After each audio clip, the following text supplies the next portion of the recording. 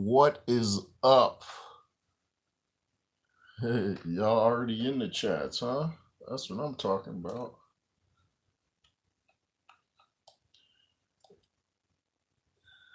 I just do.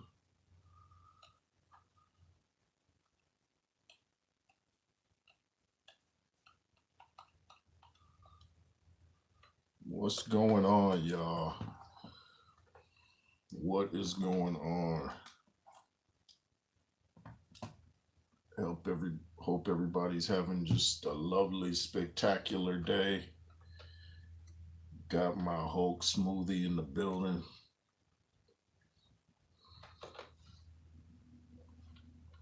Shout out to Smoothie King. Yeah, man.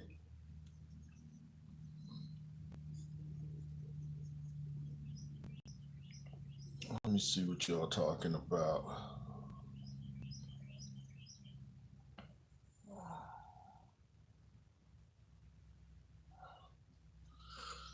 Says George Foreman, Tyson, Stallion, what's up? Wilder knocked out tomato cans. Yeah, exactly. Yeah, yeah. I used to tell people, I was like, of course, Deontay Wilder can punch, but it's not so much his power as people were so amazed. Like, man, like look who he's hitting. Is he hitting anybody like a David Tua? Is he hitting a George Foreman? Is he hitting a Ray Mercer? Is he hitting Mike Tyson? No. So of course he's gonna look like a human wrecking ball if he's hitting C class opponents. Now he can punch. Let's not get crazy. He can punch, but like I said, the hardest puncher of all time. Nah, that depends on your resume, and all credible boxing people know that to be a fact. But let's start off in no particular order. Let's see.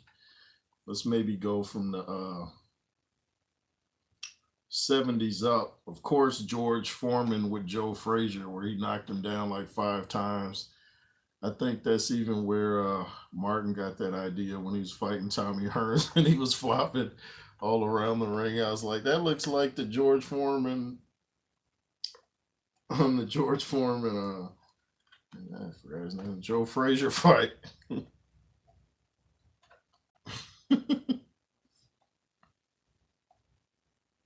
Yeah. If I ever see Martin Lawrence somewhere, I'm gonna have to ask him about that. But George Foreman, Joe Frazier. Can you believe George Foreman said he was actually scared of Joe Frazier? He said he didn't want Frazier to look down and see his knees trembling. Now, I don't know if George is just trying to be funny about the trembling, but he was actually kind of intimidated by Joe Frazier, even though he had quite a big size advantage. George Foreman back then was only like 220. He just looked a lot bigger because he looked so menacing. Came back, he was, about 250 plus. And I always say he's better in his later career than his earlier career. But another great knockout, let's see, would have to be Mike Tyson versus Michael Spinks. When Michael did that little slide through the bottom rope, you can tell how a guy falls if he's not getting up. I'll get to that later with my other devastating knockout. So far we got George Foreman and Joe Frazier, Mike Tyson, Michael Spinks. Michael Spinks was just totally intimidated. I think he has a interview where he talks about what was really going on that night, but I'm just going by the highlight reel, not the other things. So then I'll have to say, hmm. Oh, I almost forgot about this one. I'm skipping, but David Tua, John Ruiz, that was a nasty knockout. John Ruiz looked, I don't know, For all those that thinking Ngannou can't come back from his knockout loss to AJ, go check out John Ruiz, David Tua. John Ruiz came back after that, and I think his fight with Roy Jones was even after that, even though he lost that. It takes a strong mind to come back after getting knocked out cold. I mean, his arm was in the air. It was a scary knockout. David Tua, John Ruiz, not Andy Ruiz, John Ruiz. I believe John Ruiz was Puerto Rican, Andy Ruiz, Mexican. Those were some scary knockouts. And if you don't remember, you can find those fights here on YouTube. Instead of pulling up highlights, I like watching the whole fight to see what led up to it. You know, let's see what else. Has to be Ray Mercer versus Tommy Morrison on the ropes. We talked about that a little last time. Tommy Morrison versus Ray Mercer, that was a nasty knockout. And I think Tommy Morrison was winning that fight before that knockout.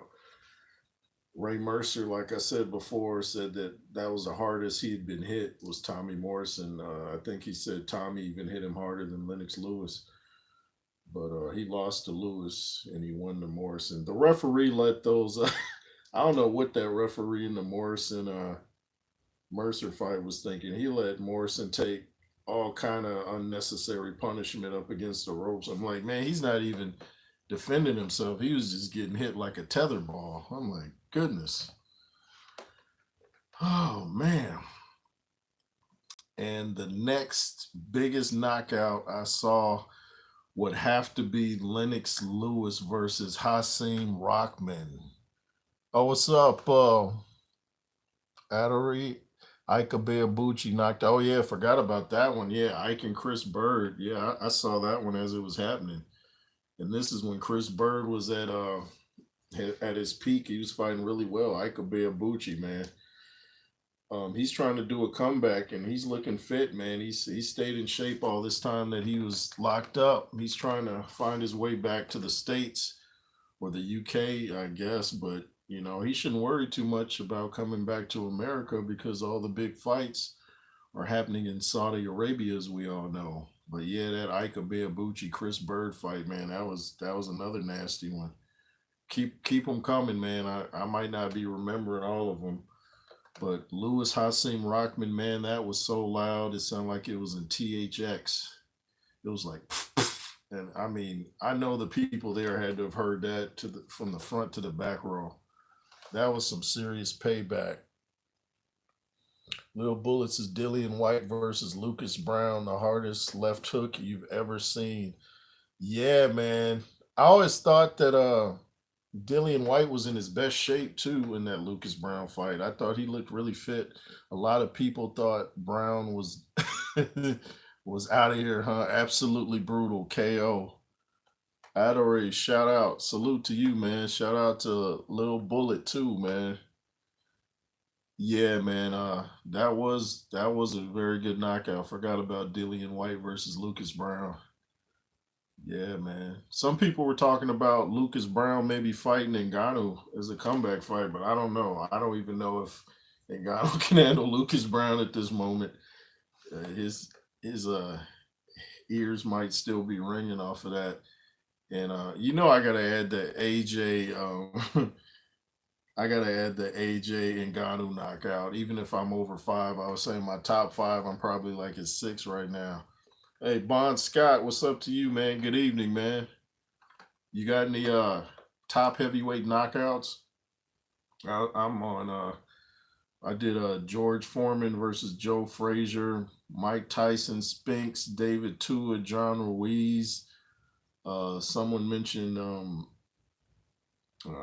forgot. There's so many. But Dillian White, Lucas Brown, Lennox Lewis, Hasim Rahman. Now I'm on AJ versus Ngannou. That had to get on there. That was a scary knockout, man. This whole knockout chaos was marketed around the 80s video game fight video games, you know. You could tell by the promos.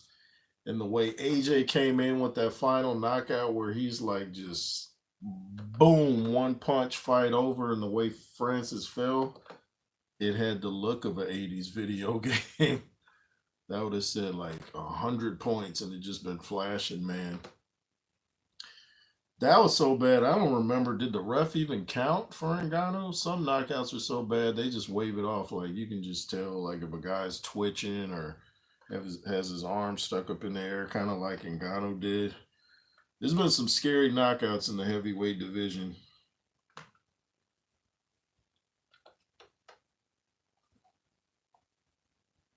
I forget who it was. Holyfield knocked out when he was I believe a cruiserweight when the guy's arm was in the air. That's how you know, oh man, he's really hurt. The Ray Mercer Razor Ruddock fight was a good one. The stoppage, I believe Razor was on his feet, but the knockdown that came before that, where Morrison just landed a left hook, that was one of those times, though, I thought, oh, Razor's not getting up. And he got up. I was like, oh, okay. The way he just flopped down. Razor Ruddock was always one of them guys to where, like, it's like when he gets knocked out, he gets knocked out like Roy Jones. When Roy Jones gets knocked down, he's like, he goes all out with it. Like Roy Jones in his later career, I was like, what happened to the old Roy Jones? Who's this Roy? Is this an imposter?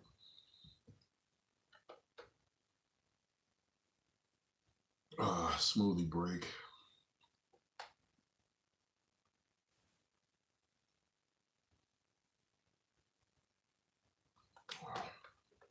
Lennox Lewis had so many great knockouts, man. Razor Ruddock, Michael Grant. Who else? Mike Tyson. But the Hasim Rockman one was just so satisfying because you all know Lewis is my favorite fighter of all time. And Hasim couldn't shut his mouth, man. He was about to quit in the first fight. He just landed that punch. But Emmanuel Stewart said that he admitted to him he was about to quit right before he landed that punch. Then after that, he started talking like he was the king of the world. So you saw that little skirmish Lewis and Hasim got into on ESPN, and Lewis carried that into the ring, and that was one of the most satisfying knockouts I've ever seen. And then the way Hasim fell straight out on the Don King logo in the ring was the perfect finisher. Let's see who's in here. Where'd my chat go? Mark Nash TV in the building. What's up, Mark? Shout out to you, man. Everybody go subscribe to Mark Nash TV. Doing his thing over there. Mark Nash TV. Adore says there's a lot much more better qualities of heavyweights now than the Klitschko era. Yeah, the Klitschko era was excuse me. The Klitschko era was a little lackluster, and they were so dominant they almost made it look too easy. You know, Klitschko had that 1-2 hold style. You know, Remy Boxing, shout out to you. Shout out to Remy Boxing. Says the drive-by uppercut from George Foreman on Cooney was oh man, I forgot all about that one. Yeah, that was that was bad. The way George Foreman, you make me want to go back and watch that. The way he hit Cooney, you just see Cooney just go down like a trap door open in the ring. Oh man, I forgot all about that one, man. George Foreman was nasty with those. George Foreman could hurt you with a jab, man. He just, man, I forgot all about that one though. You're gonna have me going back to watch that. A man named Hawk. Hey, what's up, man? How you doing? Thanks for coming in. Tyson versus Johnson 85. That man's afro wrapped around his face from that punch from Mike. Oh, I think I know you're talking about in Mike's early career. Yeah. Yeah, I think he was trying to talk some trash before that fight too. And why would you want to stir Mike Tyson up of all people? You want to get him mad?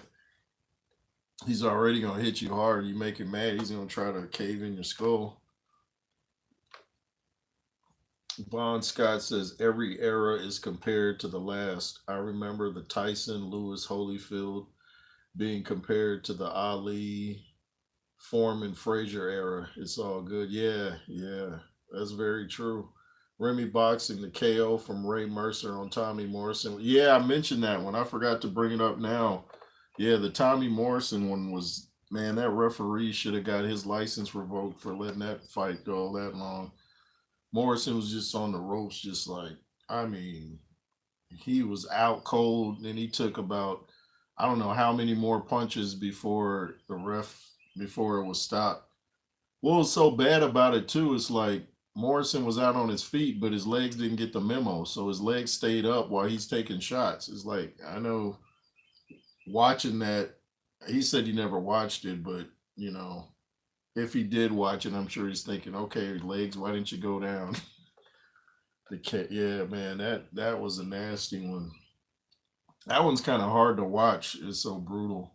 And Ray Mercer wasn't having no mercy. He just kept swinging for the fences. It's like he thought, well, if the ref ain't gonna step in, then I'm gonna keep swinging. But I've seen George Foreman beat on guys and then wave to the ref like, "Hey, man, stop this fight. Like, what you trying to do?" Yeah. Remy Boxing says, yeah, his legs failed him when he really needed it. Yeah. Yeah, his legs stayed up and his lights were out. You could see him almost sleep on the rope, still just taking punches. And I think the last blow might have been an uppercut or something, but it was nasty. Oh, speaking of uppercuts, remember the one that Razor Ruddock gave Michael Dokes? Or Razor Ruddock used to almost swing from the kneecaps. He looked like he almost decapitated Michael Dokes. That was a nasty one. Remy Boxing, though. Shout out to you, man. Stallion Koi in the building. Tua versus Ruiz, deadly. Yeah, I mentioned that one. Tua versus Ruiz. That was another scary one. Very scary punch from Ruiz. It's incredible that Ruiz ever had the mental strength to come back from that.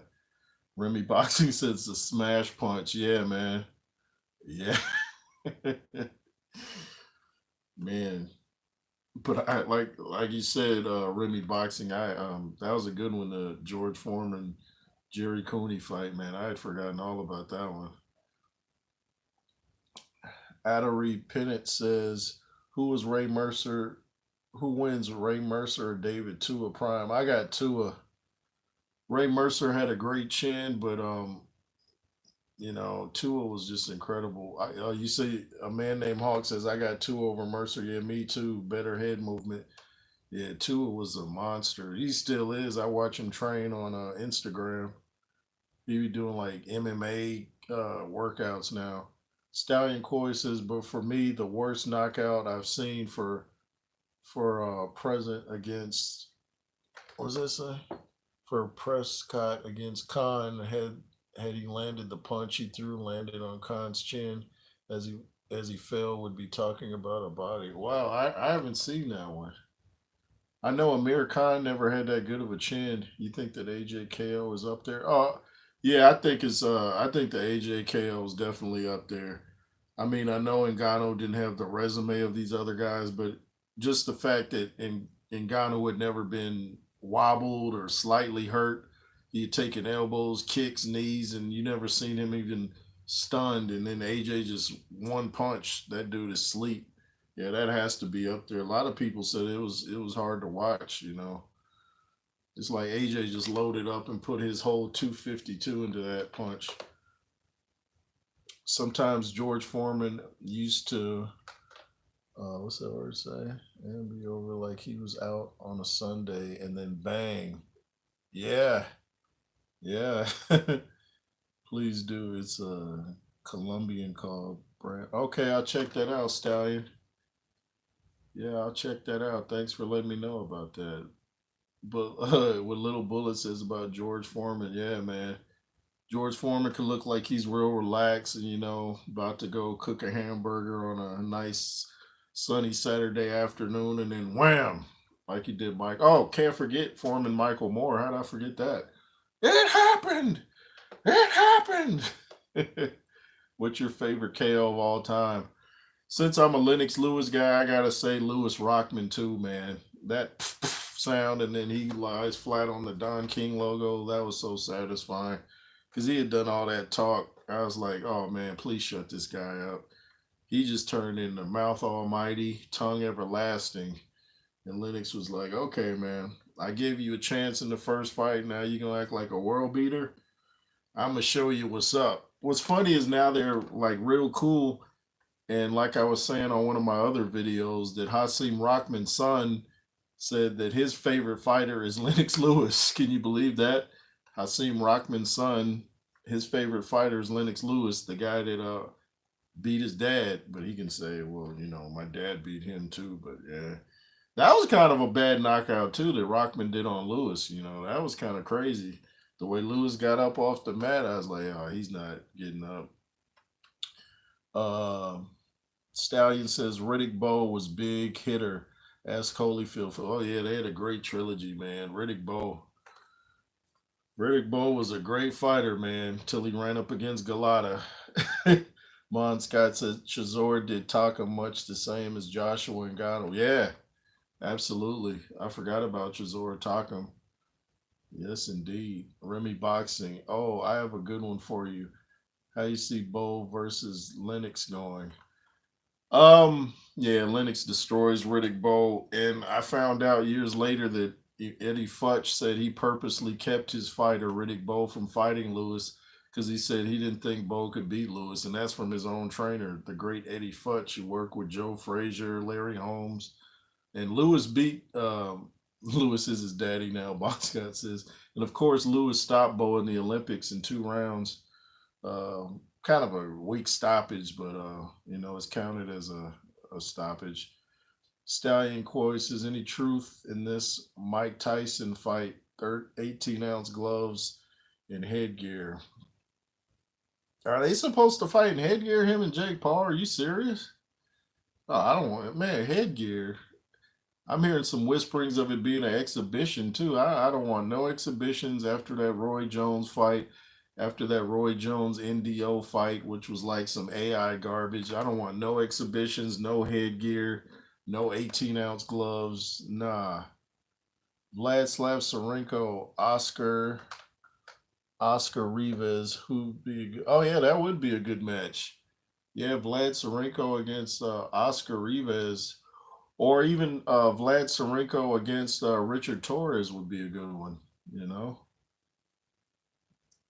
Oh, so it is against Jake Paul. Yeah, I don't want to see no 18-ounce gloves. Yeah, if Mike is so old and over the hill, why do you have to wear headgear and 18-ounce gloves? Remember, he'll be 58. He's an old man, so no, there should be none of that, Mr. Jake. Bon Scott said not watching it. Yeah, I'm not either if they're doing the headgear and 18-ounce gloves. I'm not watching that garbage. Bon Scott says crazy about the Bowe story. The same happened with Henry Cooper when offered to fight Liston. The manager said he wouldn't want Cooper to meet Liston in the street, never mind a boxing ring. Oh, is that so? I did not know that. Yeah, that's the trainer's job to protect his fighter, like Mickey told Rocky in Rocky 3. Adari says, who wins Riddick Bowe versus Ike Beabuchi? Ooh, prime Riddick Bowe versus Ike. Ooh, that's a tough one. Bon Scott says, I think. I'll look into it, man. I'll find out. The rules will probably change from now until July, but who wins? I would say Ike, because I never saw Ike hurt, and I saw Riddick Bowe get his head handed to him twice by Andrew Galata. If he had just stopped going low, Galata would have won. And I keep saying Galata actually missed a punch with Bowe, and you could hear the wind go by. I was like, oh, this dude's he's trying to tear Bowe's head off. And then Bowe's speech was immediately slurred after that fight. So I knew he'd suffered some brain damage, and his speech has gotten worse. At one point, it seemed like his speech was clearing up, then it just got worse. Stallion says, when I score the biggest knockouts, I judge on the fight record. Did them guys come to fight, or did they stand there like a heavy bag? Yeah, kind of like Otto Wallin. You know, Francis Ngannou was right about that Wallin fight. Wallin just kind of just stood there like he was scared. He didn't even seem like he wanted to mix it up slightly. He felt the power and was like, you know what, I'm going to check out. Paul and Tyson should fight with those big foam hands. you used to see at football games. Yeah, yeah. If they're gonna use 18-ounce gloves, they might as well. Remy Boxing says, yeah, James Tony sounds bad. Oh yeah, James Tony can barely speak, and he's still boxing Razor Ruddock. James Tony's he's a mess, man. Yeah, he's really bad.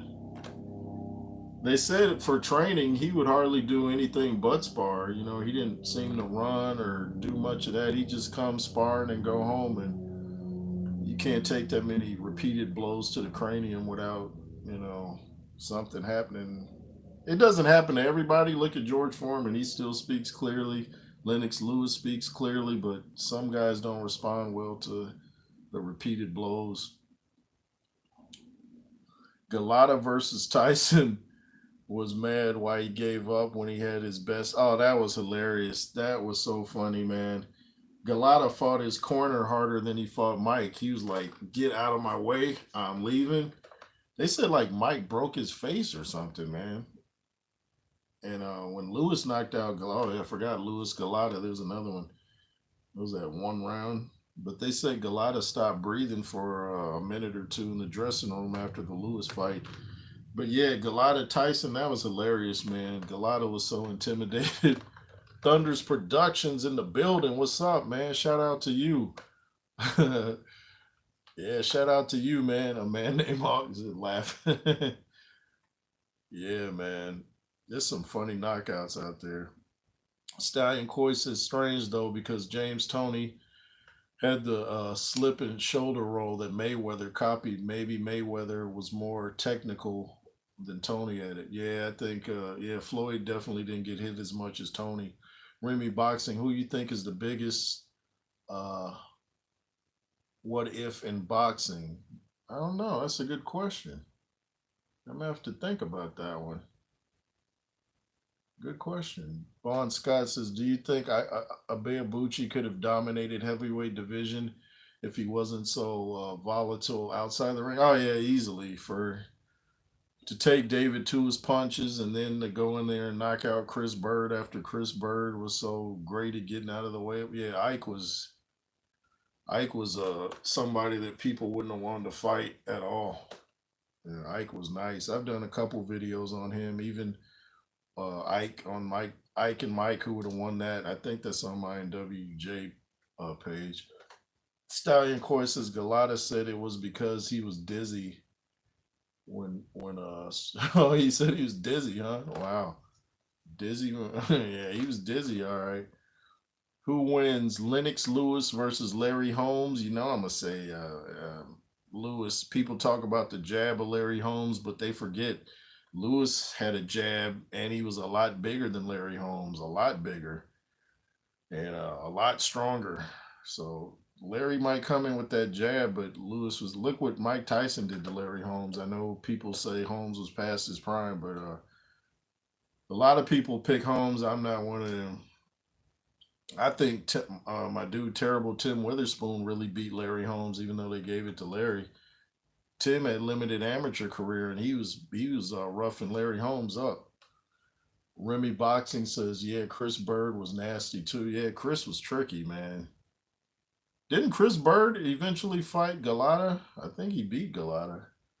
Stallion Coy, what was funny in the fight with Galata, his trainer came to him to tell him to carry on, and Galata pushed him. It was like the Russian and the president in Rocky Four. Nasha Nubanyero. Ya Sibia. Ya Sibia. I know exactly what you're talking about. You think Lennox could out jab Holmes? Yeah, yeah, he had the reach too. Wheat and reach. I said reach. Wow, how'd I mess that up? He had the weight and the reach. Remy Boxing said, yeah, I think he did. Yeah, I think Chris Bird did fight him. A man named Hawk says, biggest what if in boxing isn't a heavyweight. I think it's Gerald McClellan. Oh yeah, that's sad, ain't it? I forgot all about that. That was so sad. He was a great fighter. You just never know who's going to respond well to punches, and that's a lot of heavyweights don't get damaged because they don't have to make a certain weight. What happens with the lower weight classes is they don't have enough water in their system, and their brain is bouncing around without enough water because they're trying to make weight. So Bon Scott says Galata was crazy as he could have done more with his career. Yeah, Galata, I saw him bite a Samoan fighter right here on the neck. Galata would, you put pressure on him, he just didn't like it. He's like, I'm gonna hit you below the belt, pull out a bat, whatever I gotta do. Stallion quarters, Remy Boxings. That's what I was thinking, Hawk. Oh, okay, Ty. Thunder's Productions says those old heavyweights had like 20 to 30 amateur fights then, dominated Tyson, Holmes, and others. Yeah, man. Yeah, absolutely. Bon Scott says the weight thing is exactly why Eubank Sr. didn't want Junior cutting weight. Yeah, it's real dangerous because you see a lot of these fighters come into. I remember watching the UFC and Conor McGregor had his, I forget what he was fighting at, but he looked so emaciated. I'm like, he did not look healthy at all. That's dangerous. You need liquid in your system so your brain's not just hitting your skull. Stallion Coy says, "Who remembers that big Italian guy, Lou? Oh, I'm friends with Lou Savarese on Instagram. We follow each other. Lou Savarese fight in Scotland. Tyson nearly killed, and the UK ref jumped in, called took a hook. Yeah, the ref got hit. That's the fight where Tyson was on the mic at the end. My defense is impregnable. My styles and yeah." Yeah, man. Lou Savarese, he was a tough guy though. Lennox Lewis versus Francis Ngannou gets blasted just as fast as yeah, the way Anthony Joshua hit Francis Ngannou looked like an overhand right from Lennox Lewis, the way he put his whole weight into it. Yeah, it reminded me of a Lewis knockout. Lewis would have put Ngannou into another realm. Yeah, man. Absolutely. Absolutely, man. Remy Boxing, would y'all consider Adrian Broner a what if? Yeah, Adrian Broner could have been great if he could just. He has a lot going on outside the ring. It's like he's trying to be a street guy, he's trying to be a tough guy and a boxer. He was trying to be Floyd Mayweather. He didn't seem to have his own identity. But Adrian Bronner, I thought he was going to go a lot further than he did, you know. Yeah, Bon Scott, I knew you meant Realm. AB was a head case. Yeah, a man named Hawk says AB. Yeah, Adrian Broner was a head case. Anthony Joshua versus Lennox Lewis. This Anthony Joshua versus Lennox Lewis. Ooh, this current version. I'm gonna say Lewis by a hair. The AJ that was cautious, Lennox Lewis. But this AJ that seems like he don't care about nobody's health, that's a tough one. I'm gonna say Lennox Lewis maybe by decision, maybe. Might be some knockdowns going back and forth in that one though. That's a good question. They both AJ's my guy right now. Lennox Lewis is my all-time favorite. Stallion Coy, yeah, it was amazing that speech. He was all rage when my dad seen Savarese. He said, "No way does Tyson beat him. They don't make heavyweights like this anymore." Yeah, man. Savarese was a tough guy. Lewis always had clumsy feet. Not so much when he got with Emmanuel. Maybe back in the Pepe Correa days. I was never a big Pepe Correa guy. You know, I didn't think he was that great of a trainer. It's like Lewis said, he was more of a cheerleader than a trainer. Thunder's Productions. It's odd when a fighter loses and just quits their career, like they only cared about a D on their record.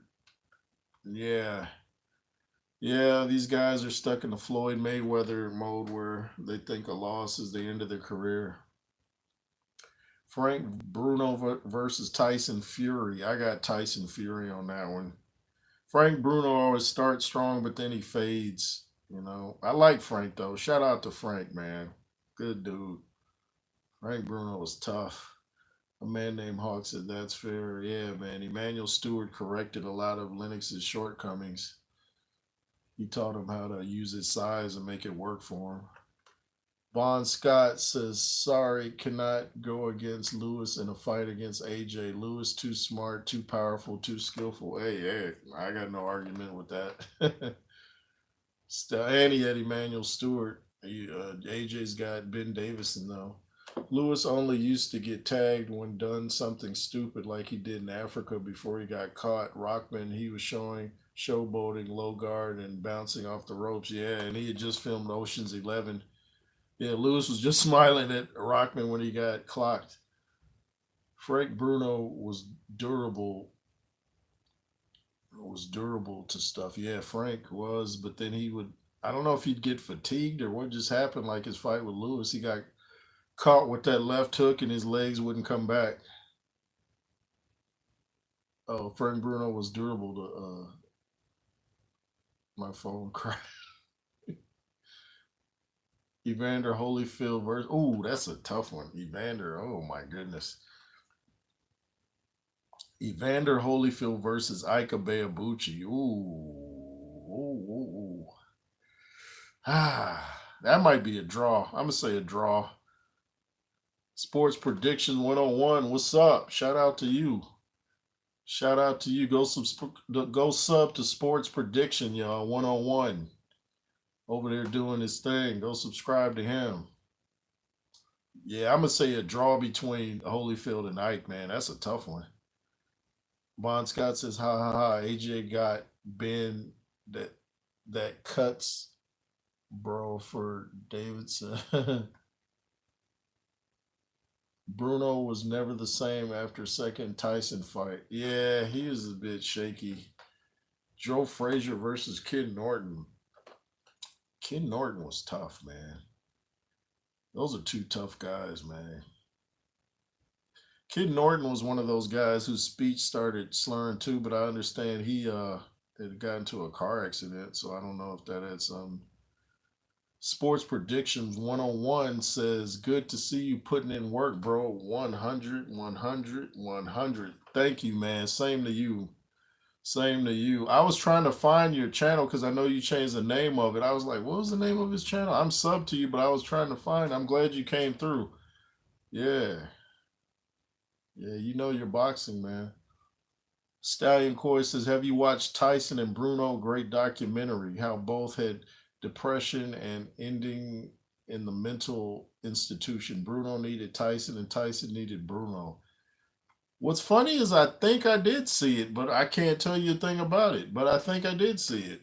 Glad you mentioned it. I need to go back and watch if I haven't, because I know they were doing one, but I can't remember a thing about it. But I think I did see it, and I like documentaries. I saw the recent Lennox Lewis documentary with Dr. Dre doing most of the voiceover. It was pretty good. There was some I pretty much know everything about Lewis, but they said a couple things that I didn't know, so I thought that was pretty cool. Evander Holyfield versus Joe Frazier. I got Holyfield. I think Holyfield was too tough. They're both tough, but I think Holyfield was a little more skillful. Bon Scott. We had another great fighter back in the day, Gary. Oh, I remember that fight with Lewis and Gary Mason. God rest his soul. He only lost once to Lewis. 38 wins, 34 KOs. Think he had a detached retina when he fought Lewis also. Oh, I didn't know he had a detached retina. Yeah, sad what happened to Gary Mason, but yeah, tough guy. I didn't know he'd only lost once, but yeah, he was another tough guy. When Lewis came out of the UK, he got the medal for Canada, but seemed like he put the UK back on the map. Bruno flies out to Tyson. Not sure BBC documentary. I will link you up. Okay, yeah, appreciate that. Yeah, because like I said, I need to see it because I'm not sure if I did see it, but I think I did. There's so many documentaries on Mike Tyson, man, but that's probably the only one on Frank Bruno. I know he had some struggles once he retired from boxing, but looks like Frank is still in the gym, and I saw him working with Daniel Dubois a couple years ago, trying to teach him some things. Remy Boxing says, "Oh, biggest what if I think is Salvador Sand." Yeah, that's another sad one, man. A lot of people said he would have been one of the greatest fighter maybe ever, man. Yeah, it's sad when fighters don't get to live out their careers, man. That's just real sad. Yeah, Salvador Sanchez. Bon Scott says, "Is it true that Mike hung Frank Warren out of a window over an unpaid jewelry?" I heard some about whose book was it? The dude that used to interview people. I thought it was yeah, maybe it was Frank Warren because Don King weighs a little too much for Tyson to do that. Tim Witherspoon versus ooh, that's a tough one. Tim Witherspoon versus Evander Holyfield. Ooh, I'm gonna think about that one. Stallion Coy says the worst loss in boxing: Mike Tyson versus Ireland's Kevin McBride. Tyson said, "You act tough in the presser, but in the ring's a different story." Yeah, I think Tyson was fighting for money at that point, and he didn't even want to fight. No excuses since he showed up, but yeah, I don't think his head was in it. Hopefully, if he has a legitimate fight with Jake Paul, his head will be in it. Stallion Coy says the Kevin fired back and said, "When my punch lands, the whole of Ireland will feel like they were landed on your chin, like they landed on your chin." Tim Witherspoon versus Riddick Bowe. Ooh, another tough one. The thing about Tim Witherspoon and Riddick Bowe, they both throw their overhand rights the same, where they kind of loop it. That's a tough one, man. I think Tim had the better chin. I'm gonna go with I'm gonna go with Tim on that one. What was the other one? I think you said Tim and Holyfield. Man, that is tough, tough, tough. That is tough. I'm gonna say a draw since I don't know. I'm gonna say a draw. But man, you coming up with some good dream fights here. Stuff I never even considered. In the world is that? Now the UK situation was UK big gangster situation. Frank Warren said he'd buy Tyson anything. He started trying to get £1 million of jewelry. People say it had something to do with the gangsters. Oh, that's interesting. There's a lot of gangsters in the music business and a lot of them in the boxing business. There's more gangsterism going on in boxing way back in the Ali days, though. Bon Scott says on unfulfilled potential greats, Edwin Valero, 27 wins, 27 KOs, no losses. Don't know him. I'm gonna have to look into him. What weight class was he? He was like a welterweight or something. Yeah, I don't know him. Oh, I forgot. I was like, who's? Pretty soon. Yeah, thanks. Yes, Tim Witherspoon versus Evander Holyfield. Yeah, man, I'm gonna say draw because that's too tough to pick. That is both guys had great chins. They had a high punch work rate. Oh, he was Bon Scott said he was a lightweight. Oh, okay, I'm gonna have to look into that. Stallion Coy says yes, he was big time and was Tyson's security for the Savarese fight. Frank ending up with a bloodshot eye. Tyson went for. I remember Frank having that eye. I didn't know how he got it though. Oh, so that's the story behind that. Holyfield versus Michael Spinks. I got Holyfield. Spinks was good. I just Holyfield was too strong.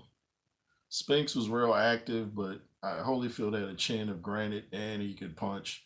Holyfield's an underrated puncher, man. Remy Boxing. Mike McCallum versus Tommy Hearns. Ooh.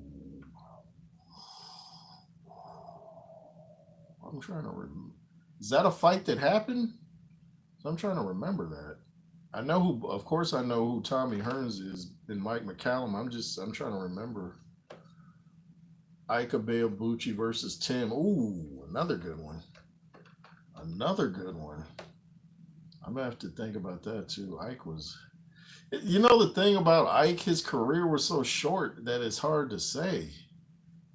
because he wasn't around very long. It's just what we saw looked spectacular. So we got to kind of almost like Tupac. It's like he put out so many great songs. Well, he still got songs coming out. So I guess that's a bad example. Stallion says, yeah, he said he would never work with Tyson again. Yeah, I guess not if all that happened. Yeah, Tyson knew a lot of goons from New York back then, a guy named Zip and all that. And yeah, Tyson was well acquainted with the streets of Brooklyn, Brownsville to be exact. Tyson versus Francois Botha was a great KO. Oh, yeah, because I think Francis was winning that fight before Tyson got him out of there. Remember when Mike tried to break his arm? No, he wanted that fight but couldn't get it. Oh, okay. Yeah, I was like, I don't. I was trying to remember if they had fought. Oh, okay. I'd probably go with Thomas Hearns if they had fought. Bon Scott says my boy Buchanan got cheated against Duran. I have to see that. I know Duran was a tough dude, man. Duran was a tough guy. Stallion Coy started saying his sister was a witch doing. Oh, really? Who was saying that? Who are you talking about? That's crazy. That is crazy. It's Stallion Coy. I want you back.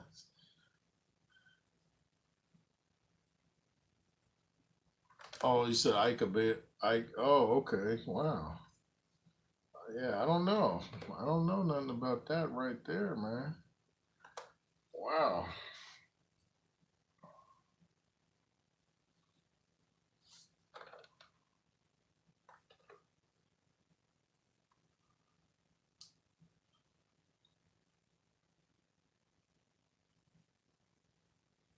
Didn't David Tua knock out Michael Moore with a body shot?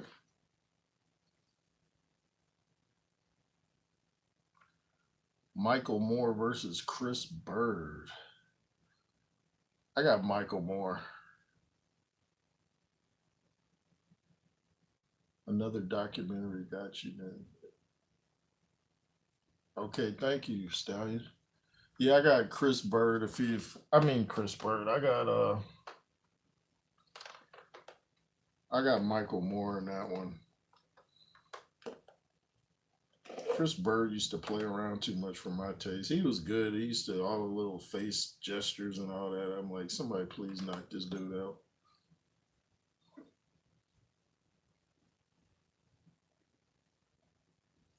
Bon Scott says, whatever happened to that kid, White Chocolate? He was regularly KOing boxers with body shots. Uh, White Chocolate sounds familiar, but I'd have to know his name to really be clear.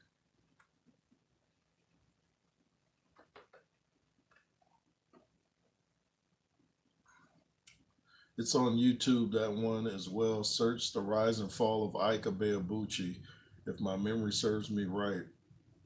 I think I saw that a while back. Yeah, about Ike. I saw an interview with Ike recently. Like I said, he's doing well. He's got his own YouTube channel. He's training. You look at his body, he looks just as good now. Remy Boxing. Who you think could beat a prime Roy Jones? Ooh, that's a tough one. Mm, Antonio Tarver. I don't know, man. Roy was so unorthodox, man. That's a great question. When he got put out of prison, he tried to get boxing license again. Don't think they allowed him. Yeah, he's having all kind of problems. I'm praying everything works out for him. Nikita Ab. Who was? Oh, that's the name. Okay, got you. Lennox Lewis versus Ike. Of course, I got my boy Lewis. I got Lewis. He's taller. He would just jab the mess out of Ike till Ike got frustrated. Ike threw a lot of hooks and Lewis threw a lot of overhand rights. So overhand right's gonna land before a hook does because it's straight, of course. Little Bullets is Bon Scott. I'm pretty sure his hypnotist got in the ring with Collins, but the whole thing was a con to. Oh, okay, I got you. Thunderous Production says, I wish Nigel Benn and Eubank Sr. fought more American fighters in the 90s. Yeah, yeah, that would have been nice. Nigel Benn, he was a tough guy too. That little bullet sure spooked Eubank. Probably took it all serious from when he grew up in Jamaica. Jamaica. A lot of tough fighters from Jamaica. Like I said, you guys remember that knockout Razor Ruddock gave to Michael Dokes? That was scary, man. Like Dokes' head seemed like it was gonna come clean off his neck, kind of like Ngannou did Overeem in the UFC. Larry Holmes versus George Foreman. The young Foreman, I got Larry Holmes. The older Foreman, I got George Foreman. And the older Larry Holmes, when he came back, I got George Foreman. He just trained harder and, of course, a lot stronger. After a while, George just walked through that jab. Remy Boxing, I haven't heard that name in a while at Bon Scott. Don't forget my boy Calzaghe. That's right. Addery says, I am Jamaican. Okay, man. Shout out to you and shout out to Jamaica.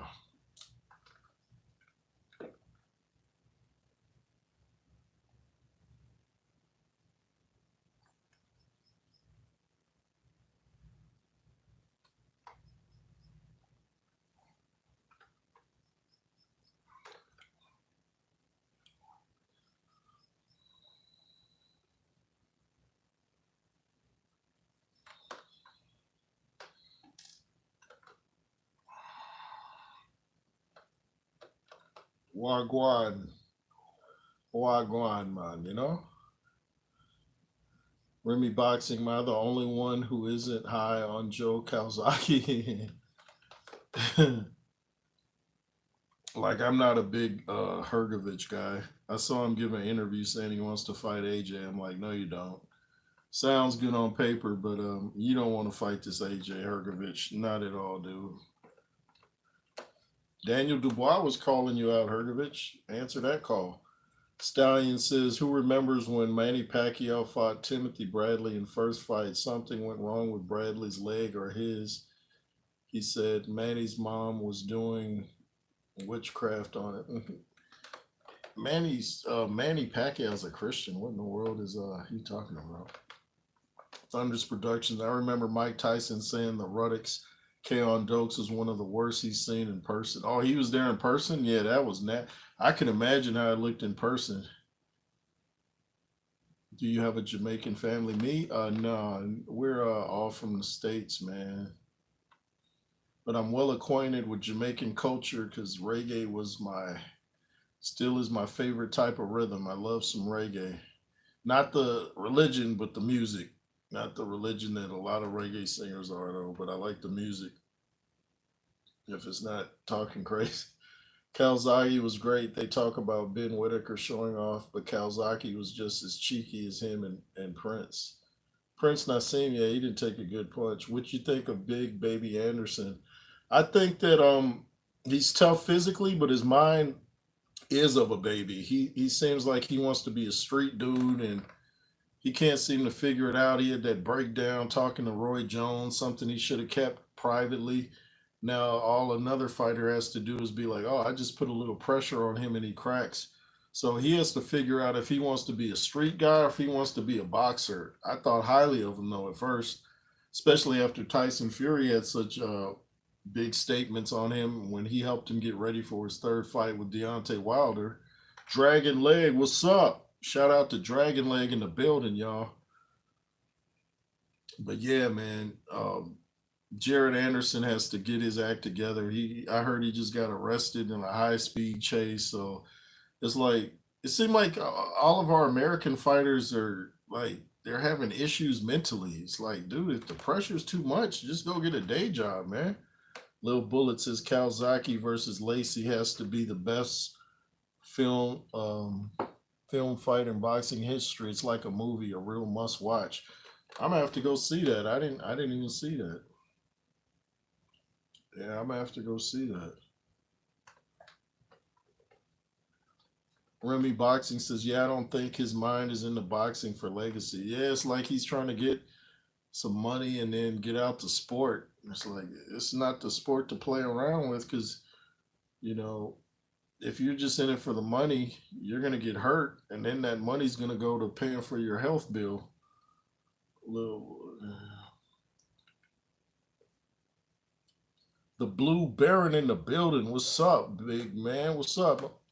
Make you a moderator, Mister Blue Baron.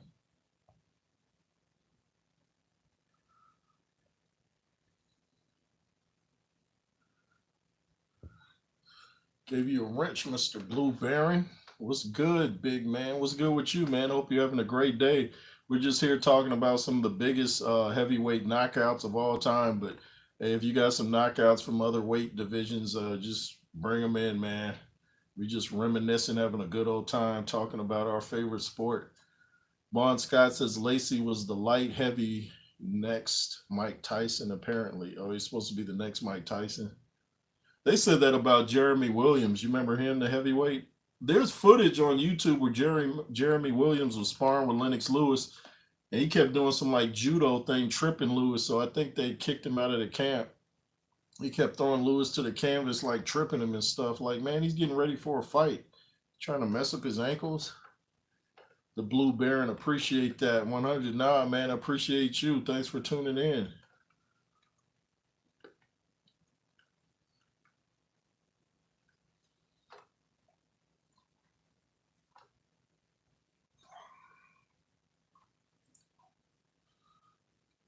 Have y'all heard of Tony Yoka? I heard. I'm waiting for the comment to move up. Yeah, I've heard of Tony. I've seen Tony Yoka, but not in a while. Tony Yoka, I heard he was good or something. Yeah, from what I saw of him, he was pretty impressive. Yeah, I'm gonna have to go pull up some of his stuff. Speaking of upcoming fighters, shout out to my dude Vlad Sarenko. Lewis knockout of Rockman was one of the yeah, that was my icing on the cake when Lewis sent Rockman flying after all that talk he was doing. I was like, please, Lewis, do not lose this. I think Lewis said he would retire if he didn't win that fight. Lewis just went in there, and Rockman's only defense was the Frankenstein thing. He was doing this, and Lewis had the reach. He just pow, sit down. Rockman tried to get up, fell back down, blood leaking. I was like, man, you can't even stand up. Oh, like how could I forget this knockout? Remember Mike Tyson, Trevor Burbick? That was in the same building as Lewis McCall too, the Hilton in Vegas. No surrender, bro. Yeah, when Mike Tyson knocked down Trevor Burbick and he kept trying to get up, he had them long socks on. That was looking crazy.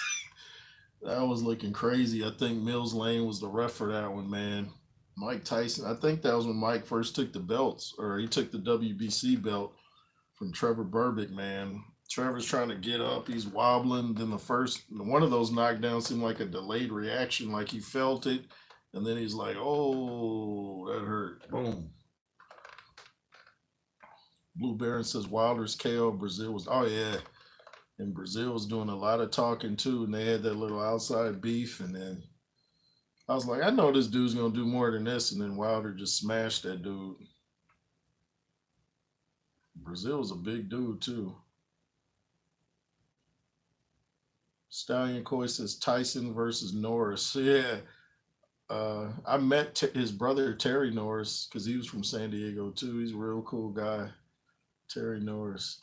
Tyson versus Norris, no contest. Yeah, didn't they say Tyson hit Norris while he was down or took a knee or something? Tyson threw a punch just after the bell. Norris goes down like he's been shot. Yeah, he's trying to. I hate when dudes do that. Like try to. That goes against the fighting man spirit, as Tyson Fury says. You got to be a fighting man. How are you a fighting man? Like, oh, I'm gonna get an Oscar or Academy Award for this. Yeah, I didn't like that. I had forgotten all about Tyson fighting Orlin Norris. The Blue Baron says the commentator shouting boom when when let me see, when Lewis Kale,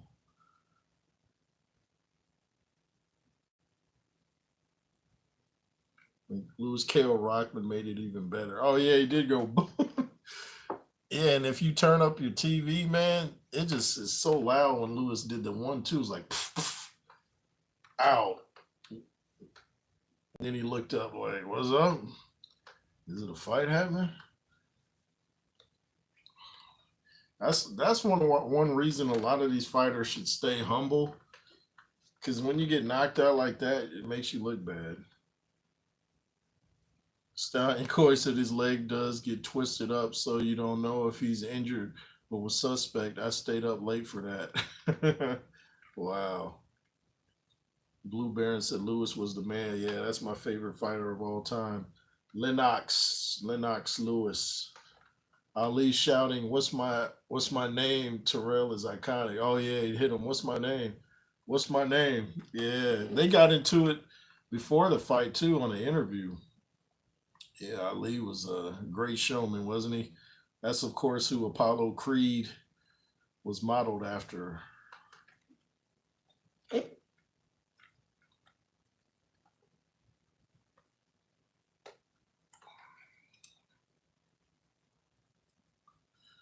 Remy Boxing says Lennox put on a boxing clinic versus Morrison. Yeah, Lennox, even Morrison went down from a jab. I think only good punch Morrison got in was around 1, 2, round 1 or 2, where he landed a hook on Lewis up against the ropes, but Lewis ate it up. Yeah, Lewis. Emmanuel Stewart said Lewis went out there like a gangster that night against Morrison. Me and this dude I was working with at FedEx at the time, he was telling me Morrison was going to beat Lewis. I was like, no, he's not. Stallion Course is a great fight you have to watch. Is Marquez versus Kadzides. Wow, I have to check that out. They say Ali spooked Listening turning up at his house and stuff. Didn't Sonny Liston shoot at Ali or shot a gun or something?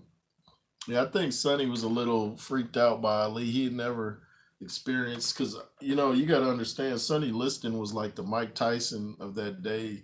He didn't say much, but he had presence, and they were scared of him. And Ali came up to him like, "Dude, please," and he wasn't used to that, and that kind of freaked him out. Do you think Lewis had the best jab ever for a heavyweight? I don't know if he had the best jab ever, but it was a strong jab.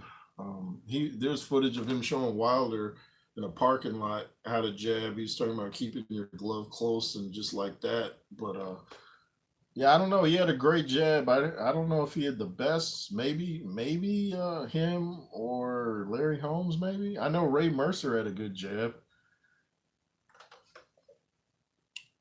Lil Bullet, shout out to you, man. I appreciate the $5 holler, man. I appreciate that. Thank you, Little Bullet, with the $5 holler coming in. He says, "Gotta go. My dog Bullet is looking at me like I'm a chicken leg, so I best take him out. Don't forget the Calzaghe versus Lacey. Very good watch." Okay, thank you, man. I'll go check that out. I'll go check that out. Shout out to Lil Bullet. I'm gonna have to make you a mod when you come back, man. Appreciate that. Stallion Coy says Ali versus Frazier didn't like how Ali conducted himself in the build up, calling Frazier. Yeah, that was kind of. I always say Ali kept it classy, but yeah, he kind of went too far with that. Um, they squashed the beef later on, but yeah, I know what you mean with that. Hagler versus Simpson was also a boxing masterpiece from Hagler. Oh, I'm gonna have to watch that. I liked just how Hagler was. He was a fighter's fighter. He conducted himself great outside the ring. He's the one that made the famous saying, "It's hard to do your road work when you wake up in silk pajamas." So he understood the importance of training and staying fit at all times. You never saw Hagler out of shape. Always came in fit. Always gave everybody a problem. Tony Simpson Gorgo forgot about it. Oh, you meant to say forgot about him. The Blue Baron says, "Smoking Joe was the definition of a real fighting man." Yeah, Joe kept coming, man. Joe was a pressure fighter, and I think that's how he knocked Ali down with that hook. He just kept coming. I think that's who Rocky tried to model his. If you watch the early Rocky movies, it's like he was trying to mimic a lot of Joe Frazier's movements. Of course, Joe Frazier was from Philly, where Rocky Balboa was filmed.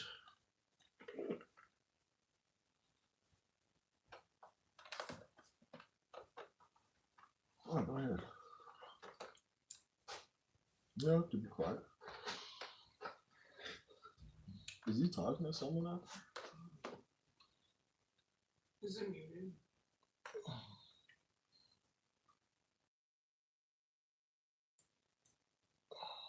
What? No, go. You have to. You used to love watching Honey and Remy boxing. I went to school with Tony. We grew up in the same area. Joshua KO of White was. Oh, I forgot about Joshua's KO of Dillian White. The way he fell over the rope with the one arm. Yeah, that's why I said if Joshua fought White in that rematch, it was going to be even worse because Joshua was getting better and White can't take an uppercut. I don't know what it is about an uppercut, but Dillian does not respond well to uppercuts. I guess everybody's got their punch though, huh? Stallion Coy says Primo, yeah, what's his name? Primo. I've heard of him. Was a beast. A lot of his losses were down to the mob for sure. Big Italian heavyweight. Most Italians stood around 5'2". Then he was a unit. Yeah, I've heard of him. Remy Boxing says Tony was tough. The Blue Baron says White's a drug cheat. What's funny about White, how they said he got cleared from his last one because of contamination to his sample. I'm like, okay, is that true? Because he keeps popping dirty. So I just find it odd that, I don't know about Dillian. He says he's back, but you almost don't want to see him get tested because even if he wins a fight, you'll be nervous about the test. Is he going to come back positive? Like, dude, you have that much self doubt that you have to be. And he used to, the bad thing, all these people used to accuse AJ of being on something, and then they're all on something. Jarrell Miller. And yet AJ keeps testing clean, and yet, his physique is a lot better than both them guys, and they're the ones on the drugs. Povetkin had a great uppercut against White, too. Yeah, Povetkin, man. I think he was losing that fight until he caught Dillian with that trapdoor opening uppercut. Dillian just be folding. Fury. I predicted Fury would stop White with an uppercut, and that's just what he did. Corner 6'5" must have been like a giant back in the 30s. Wow. I feel most fighters on something. The text there to flush stuff out of system or getting on something that's not on the ban list yet, but will show up down the line. Remy Boxing's. Oh, it's talking Dillian White versus. Oh man, the press conference to that would be epic, wouldn't it? Dillian White versus Jarrell Miller. Ooh, I think Dillian punches harder, but Jarrell keeps coming. I'm gonna go with I'm gonna say Dillian on that one though. I'm gonna just say Dillian, just based off the power. But there's a lot of stories that Mike Tyson was on something. I don't think Mike Tyson was, because if you go back and look at him when he was a kid, he was just big always. Mike Tyson was just always big. So if he was on something, he would have been in a Mr. Universe contest because Mike at 12 years old looked like a grown man and was beating up grown men. I went to a party at his house 2 weeks before the Hagler fight. I missed that comment. I was a bit naughty, really, because I backed Hagler to win. Do yourself a favor, J. Roots. Watch a great Scottish fighter from way back called Benny Lynch. You won't be disappointed. Benny Lynch, I'll have to check that out. Thank you. I knew a woman in the UK who was on high testosterone and passed piss tests, so some things don't flag up while flag up. We all did our medicals at the time. I was nearly pro. Okay, I got you. I got you. Wow, that's crazy, man. I know a lot of the WWE guys are on stuff. The Blue Barons is yeah, true. Bon Scott said, oh, he's talking to Remy Boxing, but it's just sad when a lot of these fighters keep coming at AJ about being on something and then they test positive. I guess they thought if I get the attention off myself, maybe they won't notice, but they're still going to test you.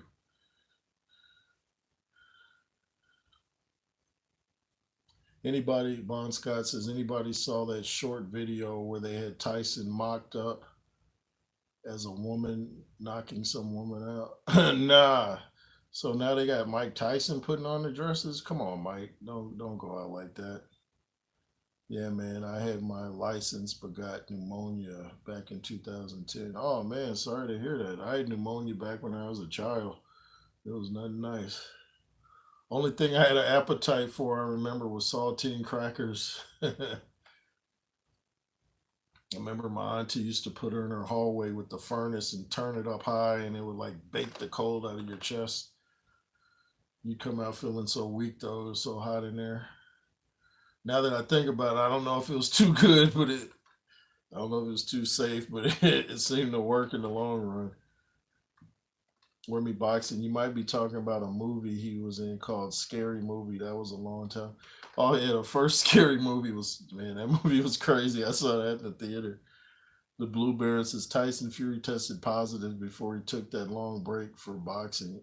Yeah, I've heard something about that. I don't know much about it, but I've heard that. Little Bullet says I'm out. Take care. Okay, man. Have a great day, man. Be safe out there. Thanks for coming in. Little Bullet. Sports Prediction 101 says Francis being a humble fighter helps out a lot. I had Joshua stopping him in my prediction pick video last week. Also, you called it too, huh? Yeah, us boxing heads that know the sport all knew what was going to happen, man. It's just them MMA dudes and the casuals thinking Ngannou was going to come in and take over our sport. Nah. At Remy Boxing just looked. It was a scary movie. Oh, okay. Stallion courses. I'd be retired now. Who's your best trainer fighter duo? Mine, Calzaghe, and his dad. I'm gonna say Emmanuel Stewart Lewis. And now, they only have a couple two fights in, but I think we're gonna see Ben Davison and AJ, of course, Crawford and Bomac is a good team. The Blue Baron says, "What happened to Tony Yoka? I thought he was going to be the next big thing." I don't know. Like I said, I've seen him box, but I don't know enough about him to I have to really look into it. Remy Boxing said Bon Scott. Bon Scott said they did get Mike an address. Come on, Mike. Come on, man. They always try that. Will you put on a dress? Absolutely not. Dave Chappelle wasn't going for it. Although I think footage came up of Dave Chappelle actually doing it years ago.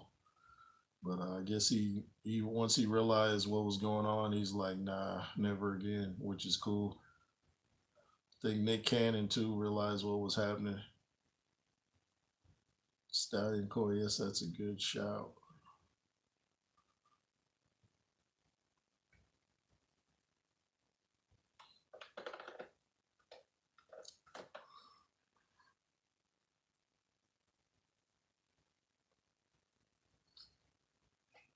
What did I just push?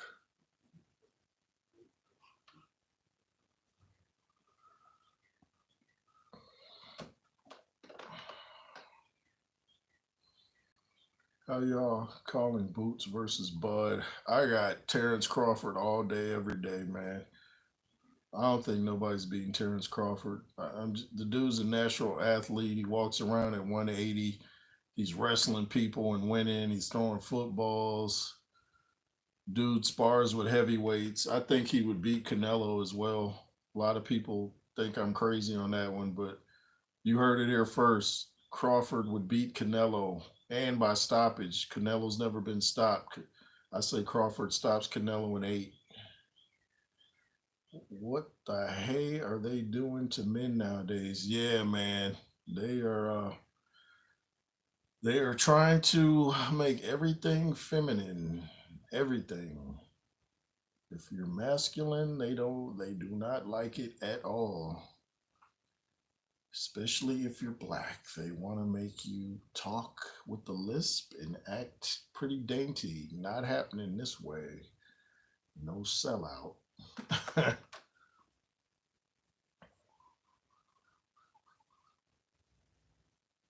What in the world? How do I get this off my screen?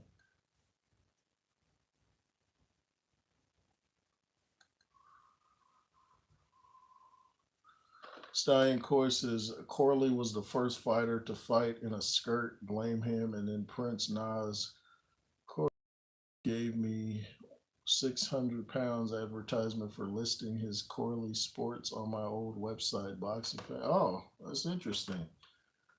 Wow, so he paid you pretty nicely, huh? Remy Boxing says 100. Adari says, can you imagine a hybrid cross mix between Terrence Crawford and Jerron, but as a heavyweight? Oh yeah, that dude would be undefeated, wouldn't he? Remy Boxing says, facts. Absolutely. Stallion says he's a nice guy. Wow. Yeah, there's a lot of cool people in the sport, man.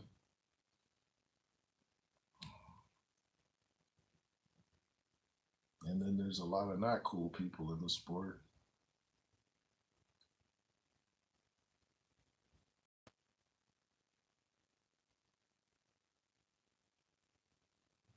Corliz's youngest son's one to watch. He's gifted.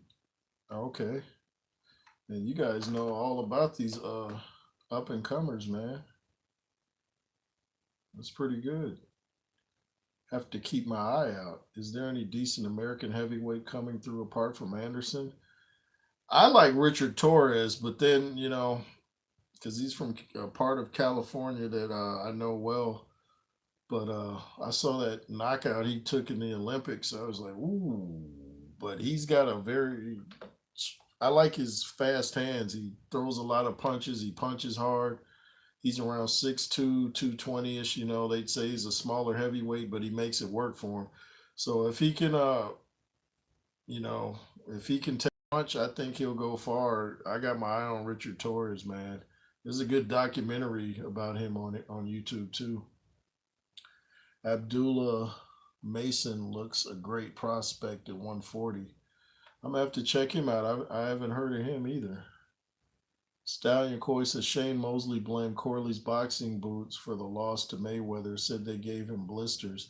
Corley fired back. Mosley was in sauna cutting weight and caused the blisters.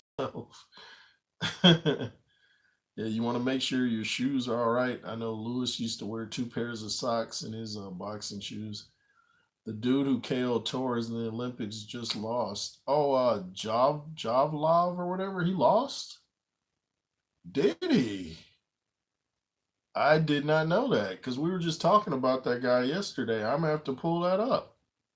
I did not know that. Wow. And he looked pretty tough. Bon Scott says American fighter, Jay Roos. Wow.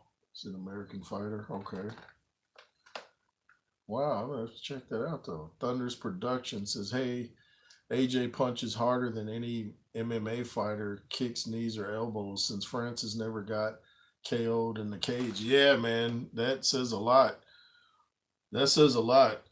Them MMA guys are starting to seem like they're just some I don't know, because Francis was a novice. He goes to the UFC and starts beating their top guys as a novice, and then comes over to boxing as a novice, and he's 0-2 and gets completely blasted by AJ fast. I mean, AJ looked like it wasn't even a test.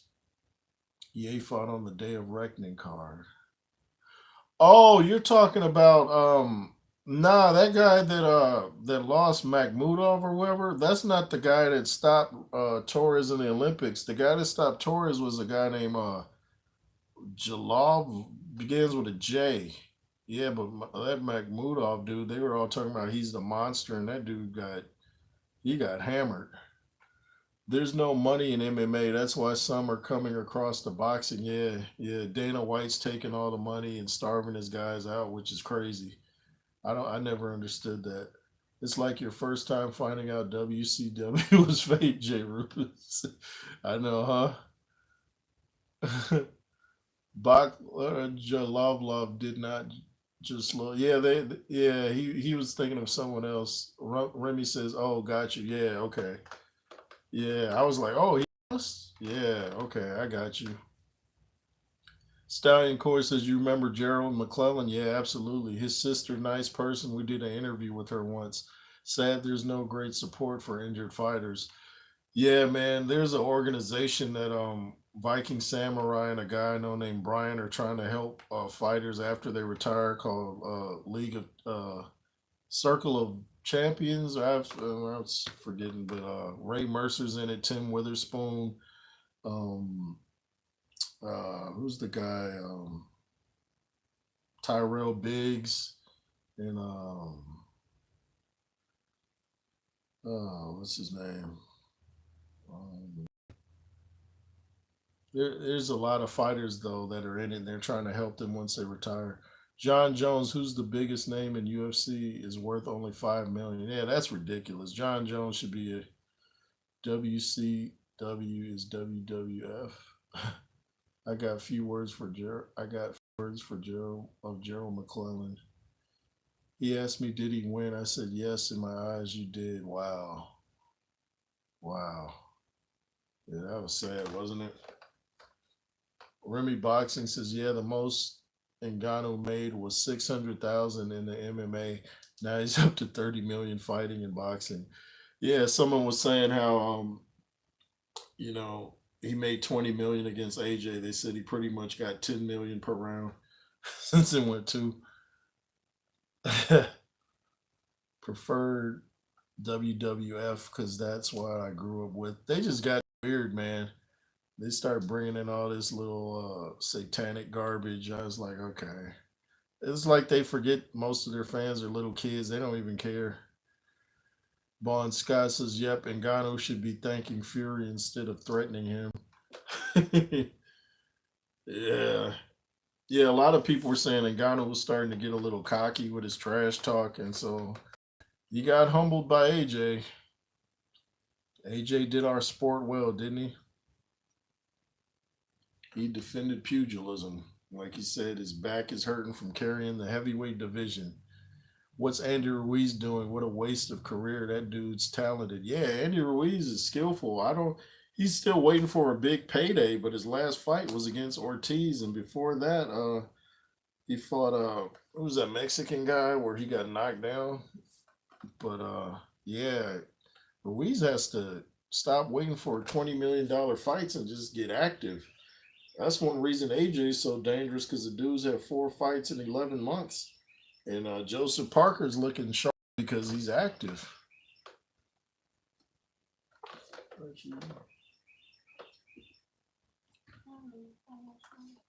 Oh, no. I was gonna ask. I can't. Okay. What did I do? What am I doing to my screen? I'm like changing the color. You want me to fix it? Nah, hold on, y'all. I'm like making stuff black and white. What am I doing? How do I get this Those off? are the filters. Yeah, but how do you get them off? Baby, you got. How do I get them off? I don't. Wait, hold on. It's okay. I can leave them because I'm looking at the screen. It's only on here, not here. Yeah. Haha, that takes me back. Lewis always said he was a pugilist. Yeah, the pugilist specialist. He hit normal. Yeah, but how do you get rid of all them things at the bottom? Don't hit the X, though. That's okay. That's for the chat.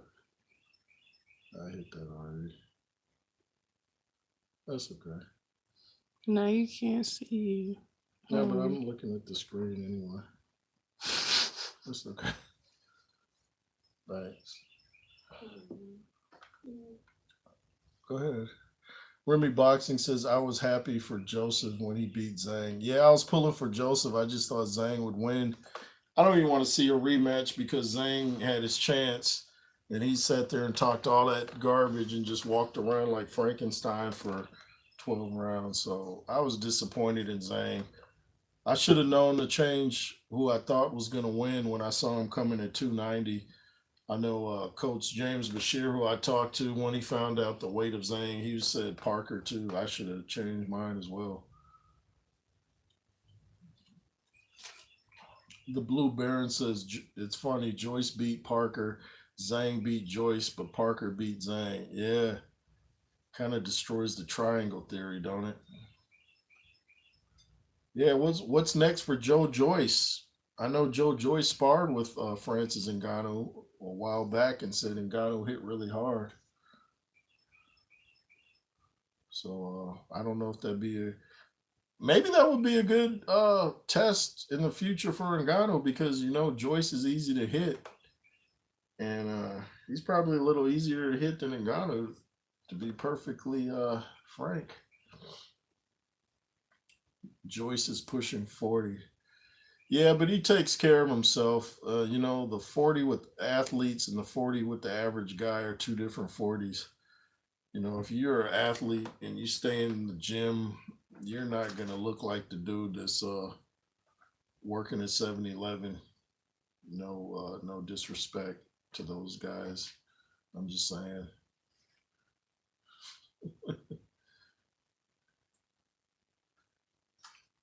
Why'd you put the mirror right there? Because Aren't you eating? I did. You did? I ate Oh, like that's 3 good. pieces. Stallion Coy says styles make fights though. Records are for DJs.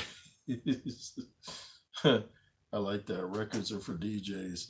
And you know what I always say? Hearts make fights. Hearts make fights. Who is the bigger heart? Although you're right when you say styles make fights, because that's still a correct statement too, though. And you saw it against Anthony Joshua when Ngannou switched to that southpaw style. It was good night, Nelly. Would you think? What you think of Andy Lee? What is shutting Parker down, saying we don't fight our brothers. Fury has done so much for them both. Loyalty worth more than belts. Oh, did he say that? I know the Klitschko's said they would never fight each other for obvious reasons because they were brothers. But yeah, it makes sense. Wasn't Andy Lee in the corner of Fury the night he fought Ngannou? The Blue Baron says, I honestly think Joyce will suffer serious brain damage in the future. I've never seen someone take punches. Let me see the rest.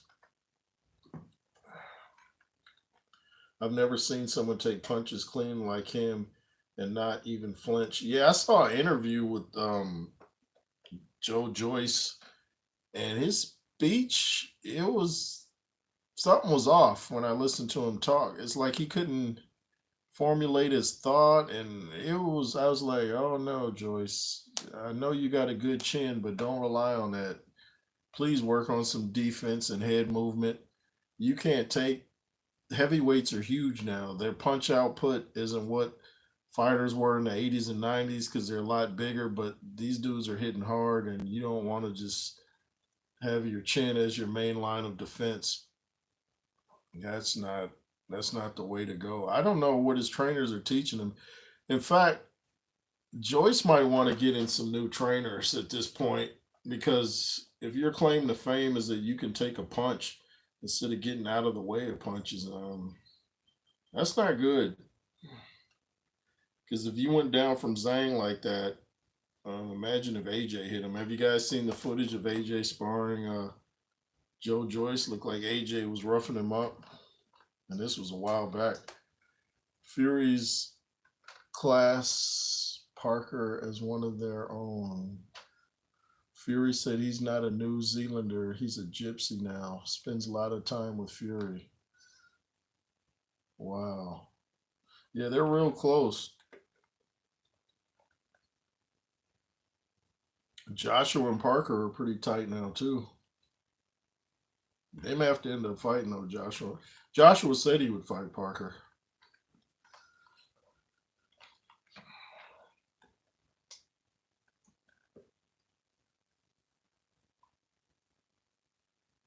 The Blue Baron says Joyce is so technically limited that he's got no choice but to use his chin as his only defense. Yeah, did you notice in the rematch with Zhang, he was trying to move his head, and I thought, okay, he's actually doing something different. I didn't think he could adapt. I thought he stuck in his ways, but to no avail. It didn't help because when he should have moved his head, he didn't do it.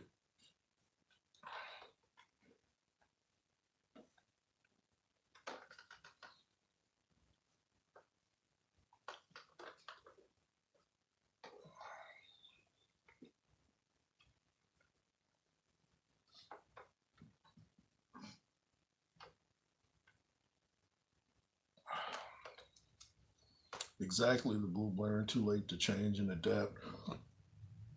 Yeah, Joyce. I've never seen a heavyweight. When I first saw Joe Joyce, I was like, wow, this dude is slow. Like, I have never seen a heavyweight that slow. And I saw his fight with Usyk in the amateurs. I'm like, even though Joe Joyce says now he looks really, he can't watch that fight really because how bad he looked.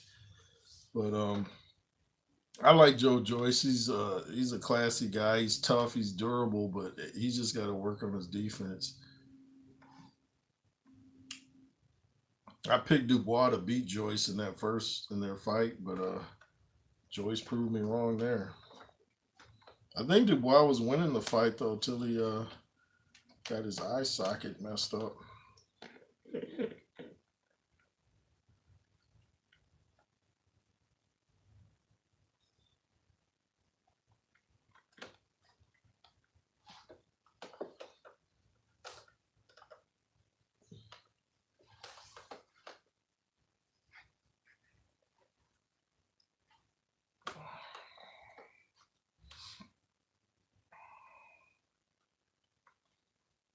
Dubois was winning, but he had less head movement than Joyce.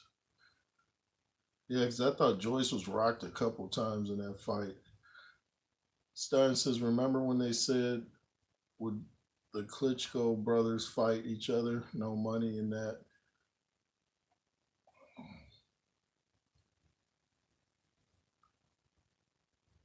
Waiting for their comments to move up.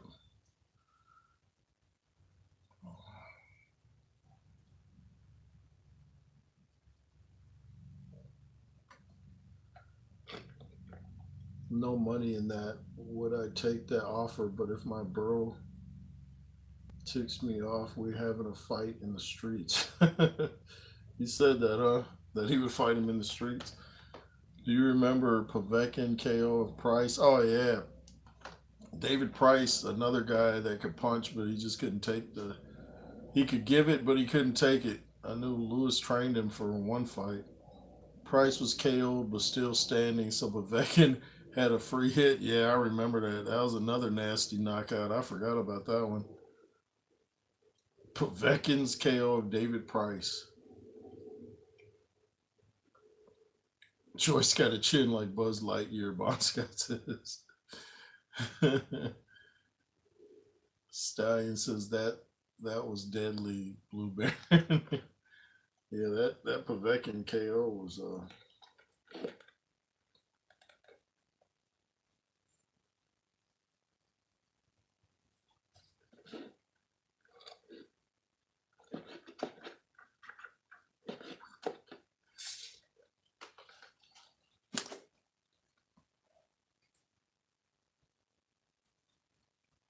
horrible KO. Yeah, that KO was not was. Stein said, I thought he was dead." Yeah, that was scary. Roy Jones has been knocked out like that. I remember this guy I used to work with. He said when he saw, I forget who Roy was fighting, and the way Roy fell, he's like, "Roy Jones is dead. Roy Jones is dead." Yeah, some of these knockouts look pretty scary how they fall. Stallion says he was knocked out, stood up, then took a killer shot. Yeah. Bon Scott says, "What was that woman's fight where the girl got KO'd on her feet last year?" I don't know. AJ versus Frank Sanchez. Ooh, that's a tough one, man. But Frank's a southpaw, and AJ does great against southpaws. I saw Frank wobble in the first round against a nobody, but I've always considered Frank one of the top upcoming fighters. I think he's older than he says he is, though. I got AJ in a tough fight, though. Might go to the cards, actually. The Blue Baron says, wasn't that against Green? It might have been. Remy Boxing says Terry Harper. I'm not familiar with Terry Harper. The Blue Baron says when Roy got KO'd. Yeah, I can't. Yeah, you probably getting the names right. I just can't remember. I just know when Roy gets knocked out, he gets knocked out. It seemed like ever since that Antonio Tarver fight, his chin has never been the same. I think he blames it on when he went up to heavyweight to fight John Ruiz, and then he went back down in weight. I think he blames. I think he's saying his body never adapted to going back to being lighter. Don't know if that's true. That was scarier than the Ngannou KO.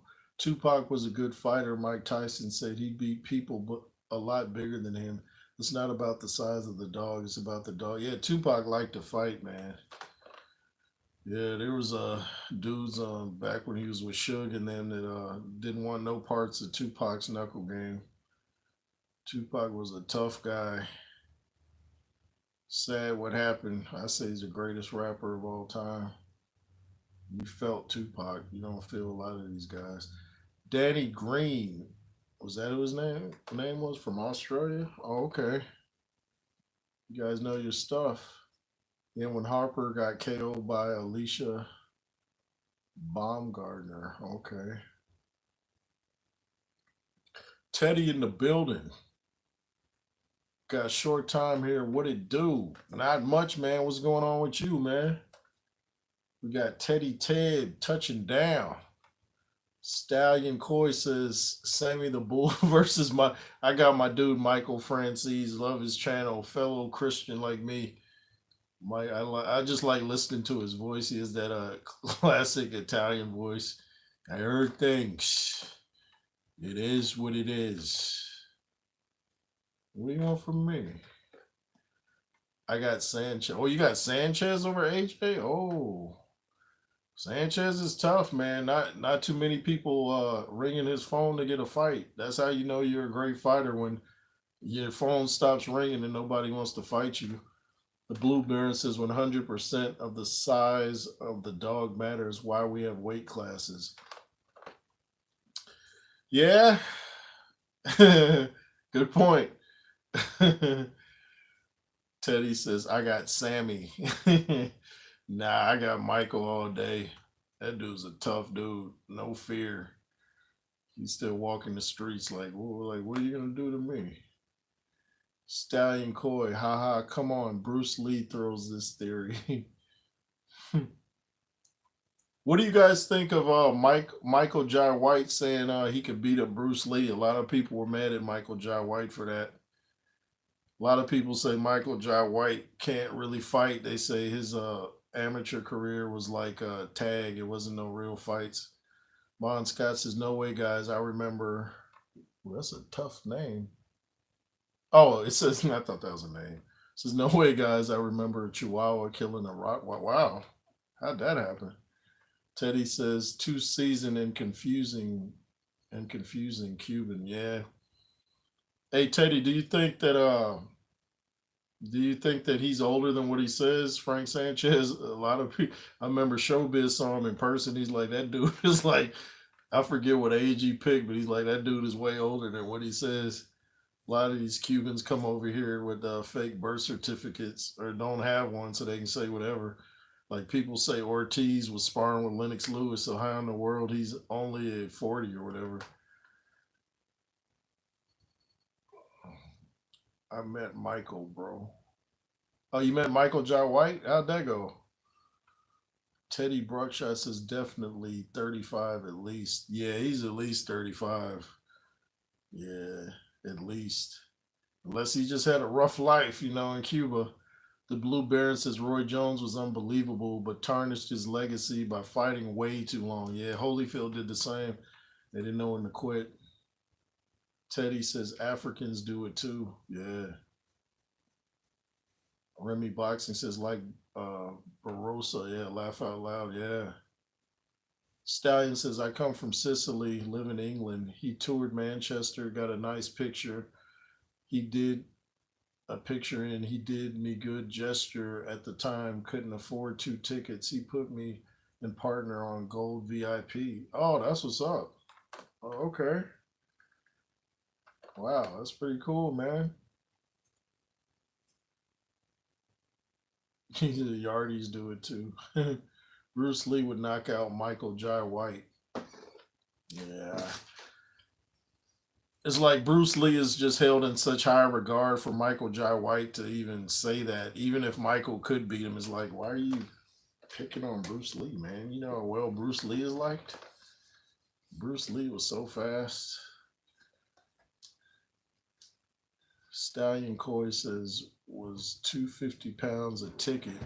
I bought mine at and hers, but he upgraded us. I didn't want to turn up just in case names weren't down, but they were nice guys. Wow, that's an expensive ticket, man. People forgot Lee had real fights sometimes on the set. And Bruce Lee, man, that dude was so fast. I forget. There's a man. Viking Samurai interviewed him. There's a African American dude. What's his name? Said he beat Bruce Lee, and everybody's like, no, you didn't. He's like, yeah, I beat Bruce Lee. People are like, nah, we was at the event you were at. You didn't beat Bruce Lee. Teddy says Michael Jai White is straight dude, but that Bruce Lee analogy is a Vlad setup. Yeah, Vlad's a trip, ain't he? I remember every time Vlad would interview somebody, he'd ask them about Suge Knight. I'm like, this dude, I did a video about it. Like, Vlad got a secret hatred, it seems like, of Suge Knight. Like, what, did Suge pick you up by the neck one day and you can't forgive him? Like, what is up with Vlad's obsession with Suge Knight? Y'all ever check out the Collect Call interviews with Suge Knight he's doing in prison? It's a whole podcast on YouTube with Dave Mays. Michael Franzese, I got a nice picture with him and my missus, and I took a picture next to his Cadillac. Reason I brought it up, Mob was big in boxing. Yeah, the Mob was real big in boxing. Also, you got to meet Michael Franzese. Yeah, the first place I saw him was on Vlad. Then I saw he was at my old church I used to go to in San Diego with Pastor Miles McPherson, who used to play for the Chargers. Shout out to the Rock Church in San Diego. But I just like Michael Franzese. I like his demeanor. The Blue Baron said Vlad's a weirdo. Vlad he's very different, ain't he? Teddy says it's a different time. If Bruce was alive, he'd have to prove himself, and we'd have thousands of videos of him damaging people.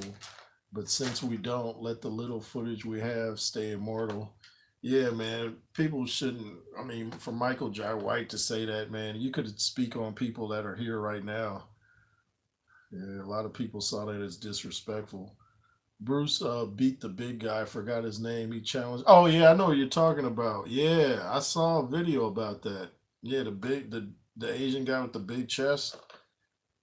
Yeah, I know exactly who you're talking about. He was in Bloodsport, wasn't he? Or one of those Van Damme movies. Oh, shout out to my dude Viking Samurai. He won his fight over celebrity boxing, but I just saw a clip of it. I wanted to live stream it, but shout out to Viking for winning that fight. The Blue Baron says Suge Knight is a complete. Suge Knight is a trip, man, because he likes to mix in truth and then he'll mix in something that didn't happen. Like when he was talking about Dr. Dre said I'm not a homosexual. I'm bisexual. Like Dr. Dre didn't say that, dude. Stop. Should just be. And like the time he said, Dr. Dre told him, man, if there was anything I could do in this world, I would be white if I could. Like, Suge, stop. Suge did a lot of good for people, like paying their rent and stuff, but he's a different kind of guy. He's funny too. And, he's got that little soft voice, and he talks real soft. And he always says, at the same time, you can hardly get through four sentences without Suge saying, but at the same time,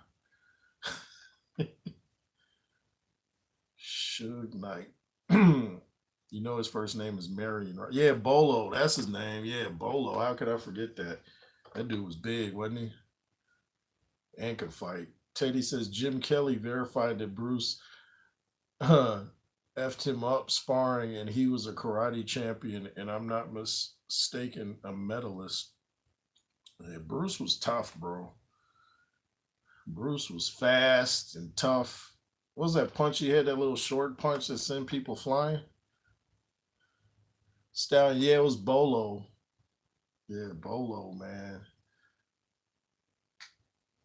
There's a movie coming out called The Last Kumite with Viking Samurai that's a lot like those vintage films.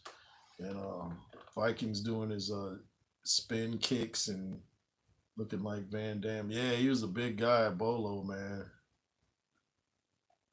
Inch punch, yeah, that's what it was, Teddy. Stallion says Michael and I. Oh, okay. A man named Hawk says, I trained with Steve Muhammad, Jim Kelly's trainer. The black delegation has different opinions on him. On are you talking about on Bruce Lee or the guy that said he beat Bruce Lee? I wish I could remember his name. Oh, that's pretty cool though, man.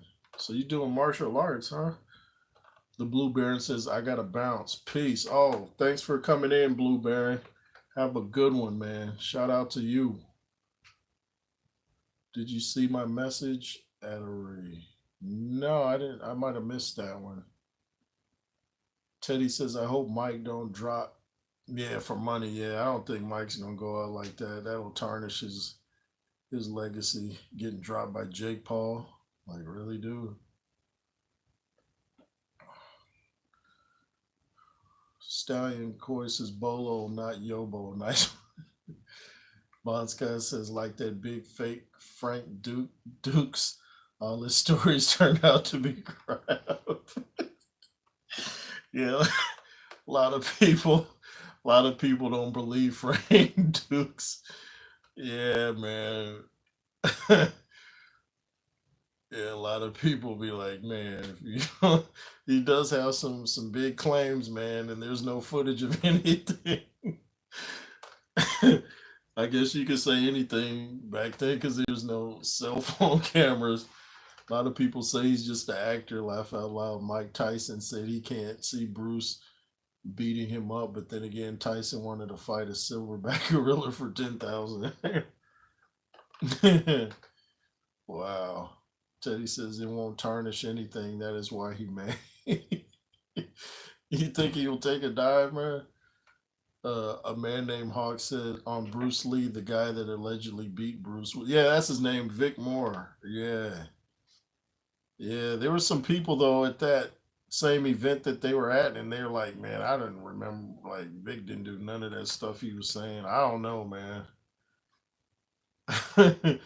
Some people think Vic Moore is Frank, the Black Frank Dukes.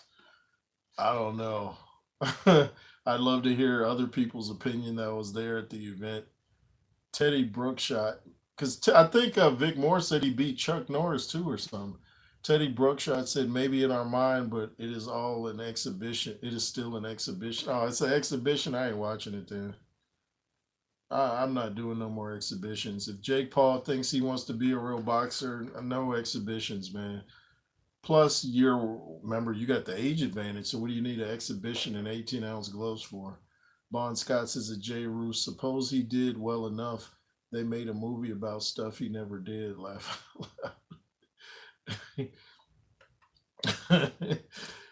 Yeah, my dude Viking interviewed Frank Dukes. You guys should go check that out.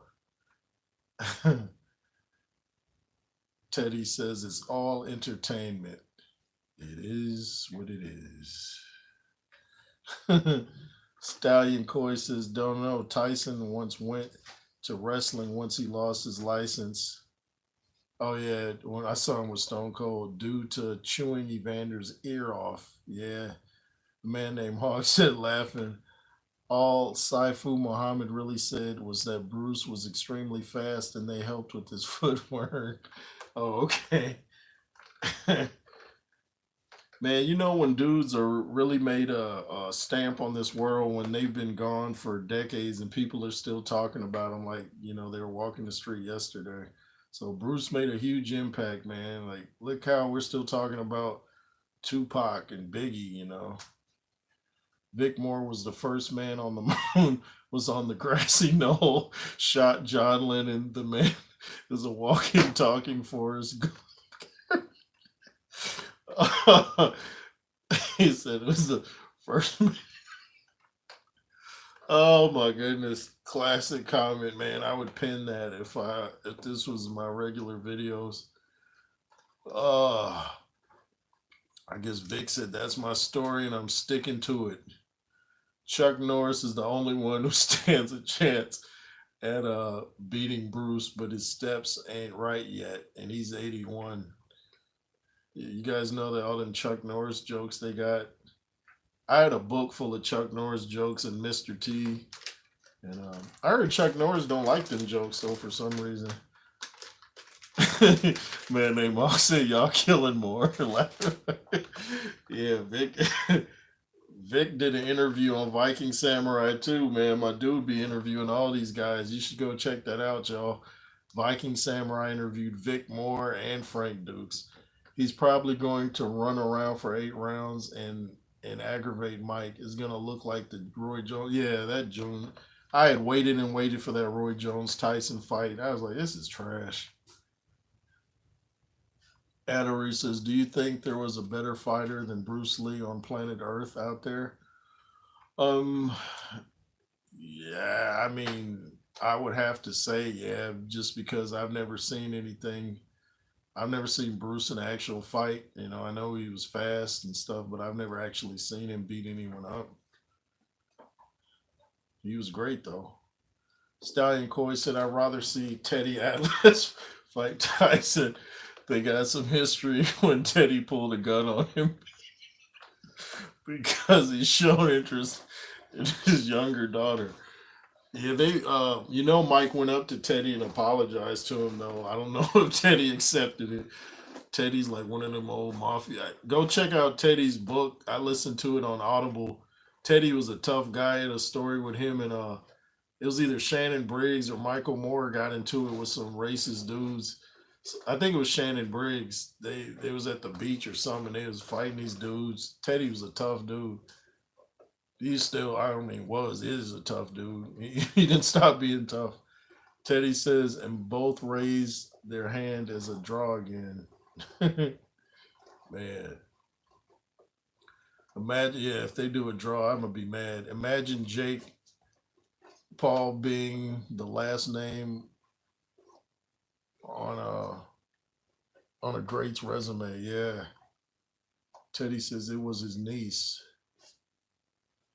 A man named Hawk says Teddy accepted it. y'all, y'all got some jokes today, man. Bon Scott says Mike said there was a gummy bear stuck to her butt, just like the excuse. Homer says, "Did Mike really say? Oh, did Mike really say that? I never heard that. Did Mike say that for real? I hope he didn't say that. And I mean, maybe it's true. So he was just trying to get it off, right?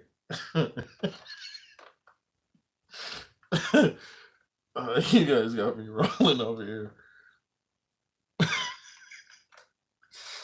Y'all taking over the chat, man. Chuck Norris couldn't even clean Bruce Lee's nunchucks. We all, where did it come and go?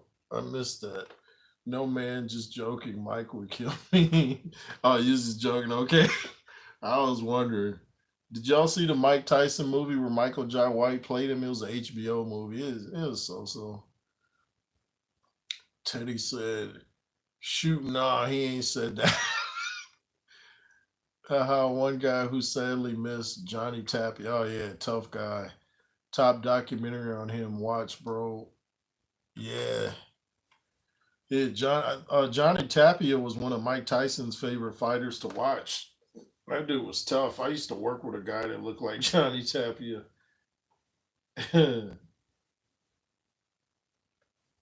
Man, I haven't heard that name in a minute. Adari says, "Can you imagine Muhammad Ali was a southpaw heavyweight boxer?" Yeah, that would have been interesting. Come to think of it, I don't think I ever saw Ali. Well, he would kind of switch stances, but I don't know if I've ever seen Ali switch to southpaw. I'm sure he did though. Ali would kind of freestyle his matches sometimes.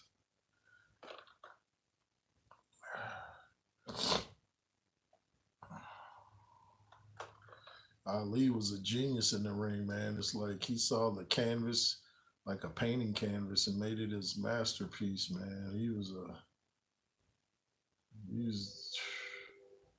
he was deep in the ring. A man named Hawk says, "I saw that madness. It's rated PG based on today's standards." Wow. Wow, wow, wow.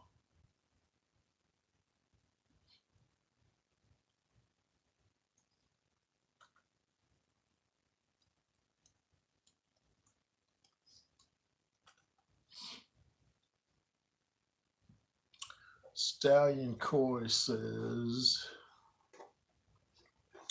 "Who remembered when Will Smith played Ali?" Yeah, I saw that. I remember that. Yeah, I was tripping off how much they made him look like Ali, but it kind of seemed like he was impersonating Ali more than playing Ali. I just got the idea he was just really trying to mimic him, and something was off about that. What'd you think of it, Stallion? I see you put laugh out loud, so I'm guessing you didn't like it. Um, Bon Scott says Bruce Lee once threw a grenade, killed 50 people. Then the grenade, Bruce Lee once threw a grenade, killed 50 people. Then the grenade, then the Bruce Lee was putting in work, huh? A man named Hawk. Will actually did well. I preferred the Hurricane. Oh yeah, the Hurricane by Denzel. If y'all have not seen the Hurricane, Reuben Carter with Denzel Washington, y'all need to go check that out. I didn't like the little what was the kid in the movie that kept talking like this. I was like, who's that? Remember that dude? He's like, oh, Reuben Hurricane Carter. I was like, this dude is terrible actor. Who was that kid, man? I ain't seen him in a movie since. Reuben Hurricane Carter. Like this dude. You seen the Hurricane? It's a black kid in it. He sticks his lips out like Reuben Hurricane Carter. Like this dude sound crazy. Arturo Gotti was a blockbuster fighter. Matter if he won or lost. People turn up. Last fight was against Alfonso Gomez. We all knew it was over after that. Oh yeah. People complaining about the Crawford fight against Chris Eubank, like he has to fight Boots Ennis as if he's actually proven himself. Yeah, Boots hasn't done nothing to earn that. A man named Hawk said, "I couldn't stand the mumble mouth boy." Yeah, what was up with dude, man? I ain't seen him since. I was like, he was embarrassing. I'm like, dude, man, you almost hope no white folks is in the room when he's on screen. Like, man, we don't talk like this, dude. You know, Ruben who come quarter. Yeah, I'm gonna go down the street and like, dude, somebody. I was like, they must have needed a black kid bad for that. They like any black kid, just throw him in. You have any credentials? Nah. You done any plays in elementary? You did? Okay, you good. You don't need no audition. Yeah, that dude sounded crazy, man. Why was he sticking his lips out too? He's like, the director was probably like, I'm not feeling that urbanness. Can you stick out your lips, black guy? we need to see the lips. You know, black guys are known for their lips. Can you stick your lips out, black fella? And I was like, dude, my feeling is if AJ can fight Francis, nobody should be tripping against the Boots decision. A man named Hawk says he can't talk. That's why. Wow. Yeah, that kid was awful. I'm gonna have to look him up to see if he was in anything else and to see if he was talking the same. I'm surprised Denzel didn't pull him to the side and be like, "Hey, bro, you gotta up your game. I'm Denzel Washington, Buffer or Leonard Jr. Leonard, yeah, I used to like Buffer more, and then I started kind of leaning towards Jimmy Lennon. Man, name, why? Thank you. I got Tarver over Hopkins though. Yeah, I got Tarver too. Tarver's just a he just seems like a big, strong guy, man. He seems like he's hungry to fight still too. Teddy Bruckshot says, if it happens, yeah, we'll see. Teddy Bruckshot, Hopkins looking real vegan. Yeah. Yeah, these dudes with that vegan diet, man. I eat lettuce 5 times a day. I'm healthy. Yeah, but you struggle lifting a 10-pound dumbbell.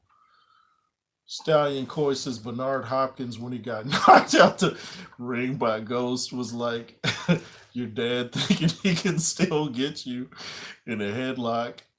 And I'm waiting for the screen to move up. You already got me laughing. It's like your dad thinking he can still get you in a headlock and have the upper hand. All honesty, that was too bad to see. Dude, when Bernard Hopkins flew out the ring, I remember somebody posted in the comments. They said that fall was so long. I bet Bernard thought he was going to hell. Dude, when I read that, dude, I had tears coming out my eyes.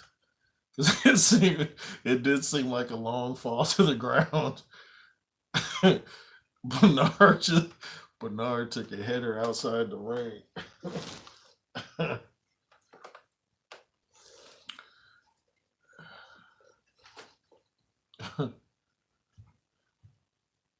A man named Hawk says Tarver needs to lay off the weed. Faded every time I say, oh, is he smoking weed? Then yeah, he needs to. Yeah, Bernard don't do none of that, as far as I know. I know Tarver be having that twisted talk. He be having his lips over to the side. He's real passionate.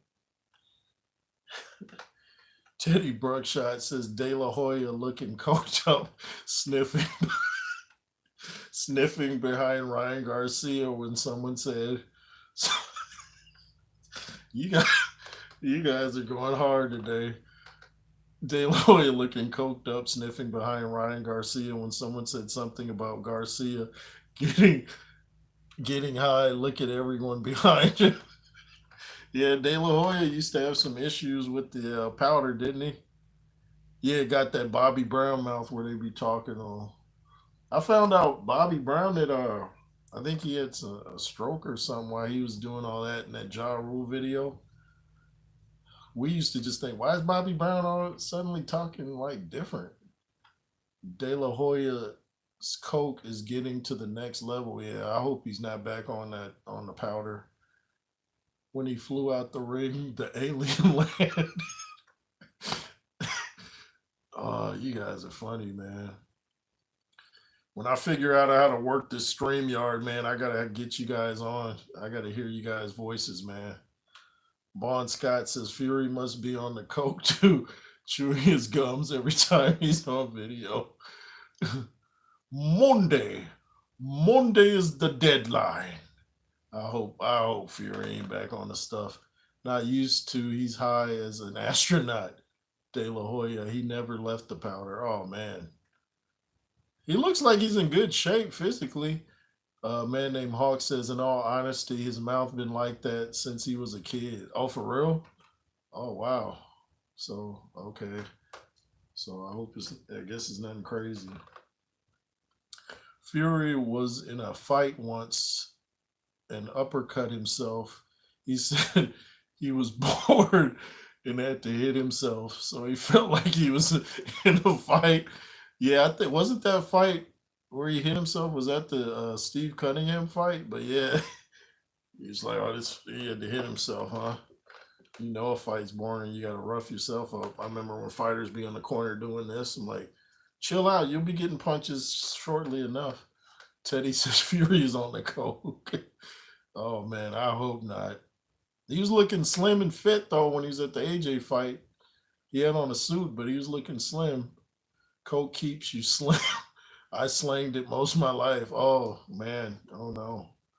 Oh no. That's not good. Imagine Fury not getting the Usyk fight because he's on coke. Well, if he does, he's gonna have to pay the Saudis 10 million because Prince Turkey, he's not playing around. He's giving offers you can't refuse. I heard things. I heard things, capiche? Even though he's not Italian. Stallion Coy said the best Ring Magazine photo for me was Oscar in red heels and Rip Tight was great photography. In red heels? Yeah, I know there's some talk about Oscar doing some cross dressing. A man named Hawks at OMG. Yeah. What's up with dudes in these dresses, man? Teddy says that is why I see all the signs, no cap. Wow.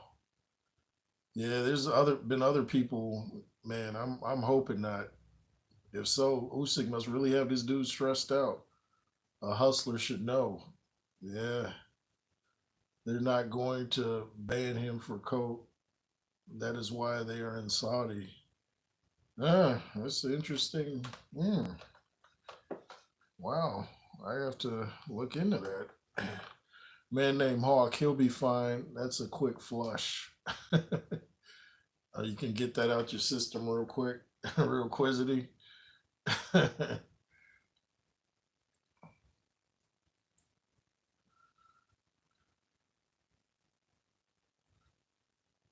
His Excellency will let anything slide. Yeah, I was surprised when Prince Turkey told Ngannou that he wanted him to get knocked out. I was like, wow, he's just, he's not hiding who he's rooting for because he wants AJ and Fury.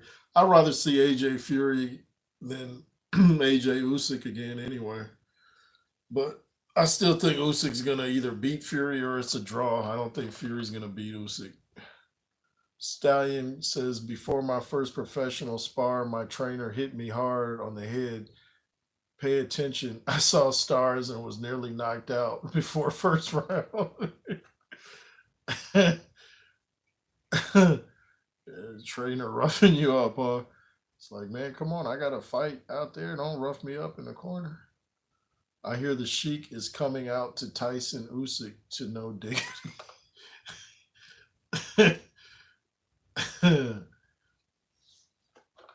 No diggity.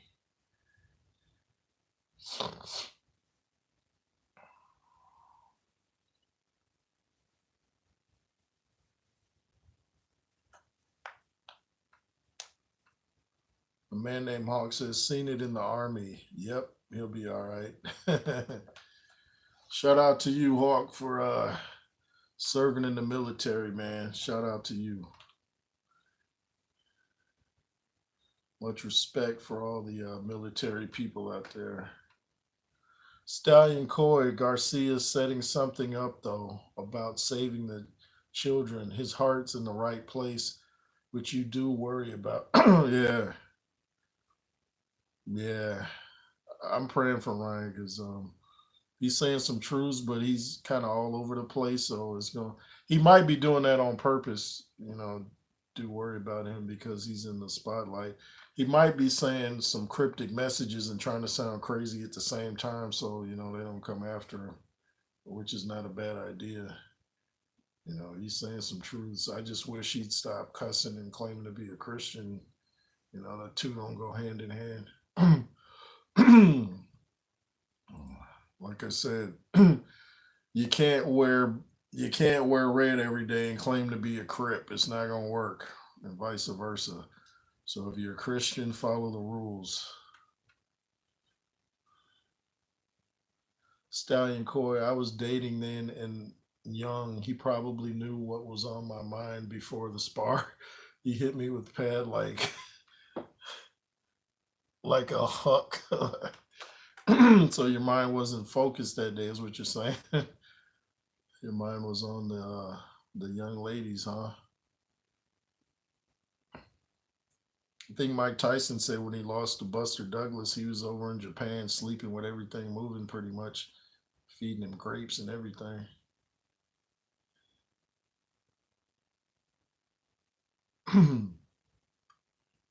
Teddy Bruckshot says His Excellency don't play that. His Excellency coming out two short cocktails. Yeah, His Excellency look like yeah, like like he's not the one you want to play with. Yeah, he might have a couple goons on speed dial.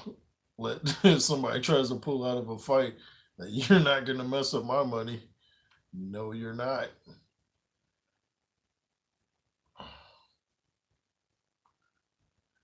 Prince Turkey is something special, man. This dude's like, I want to see this fight and I want to see it now. Dewey Cooper went from sounding like Darth Vader to Eddie Murphy. I saw one. I People were talking about where's Dewey Cooper. I saw him do one interview immediately after the fight, and he looked shy, like he couldn't look at the screen, and he got up out of there. Kind of like how Tyson Fury was looking in the audience after AJ knocked out Ngannou. He looked like okay. Then the Furies got up out of there like they had warrants. Yeah, man. Dewey Cooper. A lot of people were saying. In fact, I got a video coming if Ngannou should get a new trainer. Sean Strickland was saying that Dewey Cooper's an internet trainer. Y'all know Sean Strickland from the UFC, the outspoken dude. Y'all see UFC 299? I think I saw one of the knockouts. I wonder if John Jones is going to go over to the PFL to try to get that Ngannou fight if anybody's still interested in that. Kind of lost some steam once you saw Ngannou get flattened by AJ. Stallion says, ha ha, time to go home was 4 round pass against Darren Askews. He was a welterweight. I was featherweight. Had good pro record. Did well against him. Oh, okay. You did all right. Oh, that's what's up, man. That's what's up. That Sonnen guy, yeah, Chael Sonnen. Yeah, he's annoying. I did a video about that dude. Chael Sonnen was a weirdo when he was boxing. I said boxing when he was in the UFC. He said a lot of derogatory stuff about the people over in Brazil before he fought. What's his Anderson Silva? Yeah, Chael Sonnen's a strange dude. I would love to box Chael Sonnen. I would do it for free. You hear me, Chael? If your people are watching, I'm calling you out, Mr. Chael Sonnen. I would fight you for free.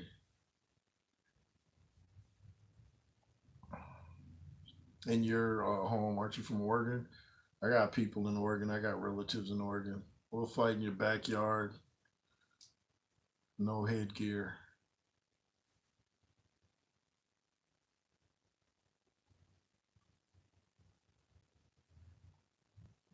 I wonder where my dude Viking Samurai is gonna box next. I know he wants to fight a big name, Mike Perry or somebody.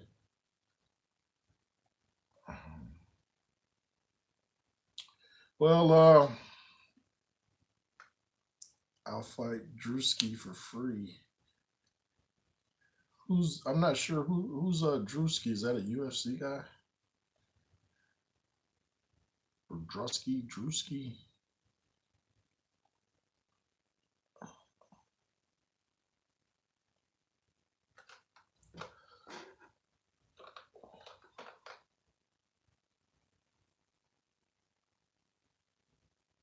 Cheers, bro.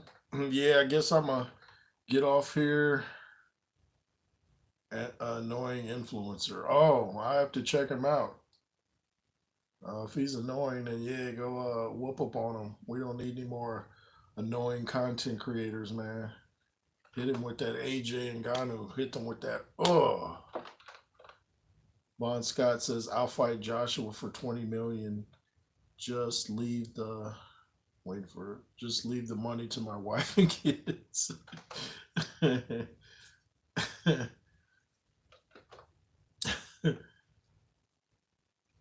All at the All-Star game. Oh, okay. That's okay. I got you. Well, shout out to y'all. I appreciate every one of y'all. Teddy Bruckshot, Bon Scott, the Blue Baron, everybody that came through to holla. I appreciate you. Hope you guys have a great, safe night. And thanks for watching. LSR forever. Yeshua, Yahweh reigns supreme. Be fearless. Yay.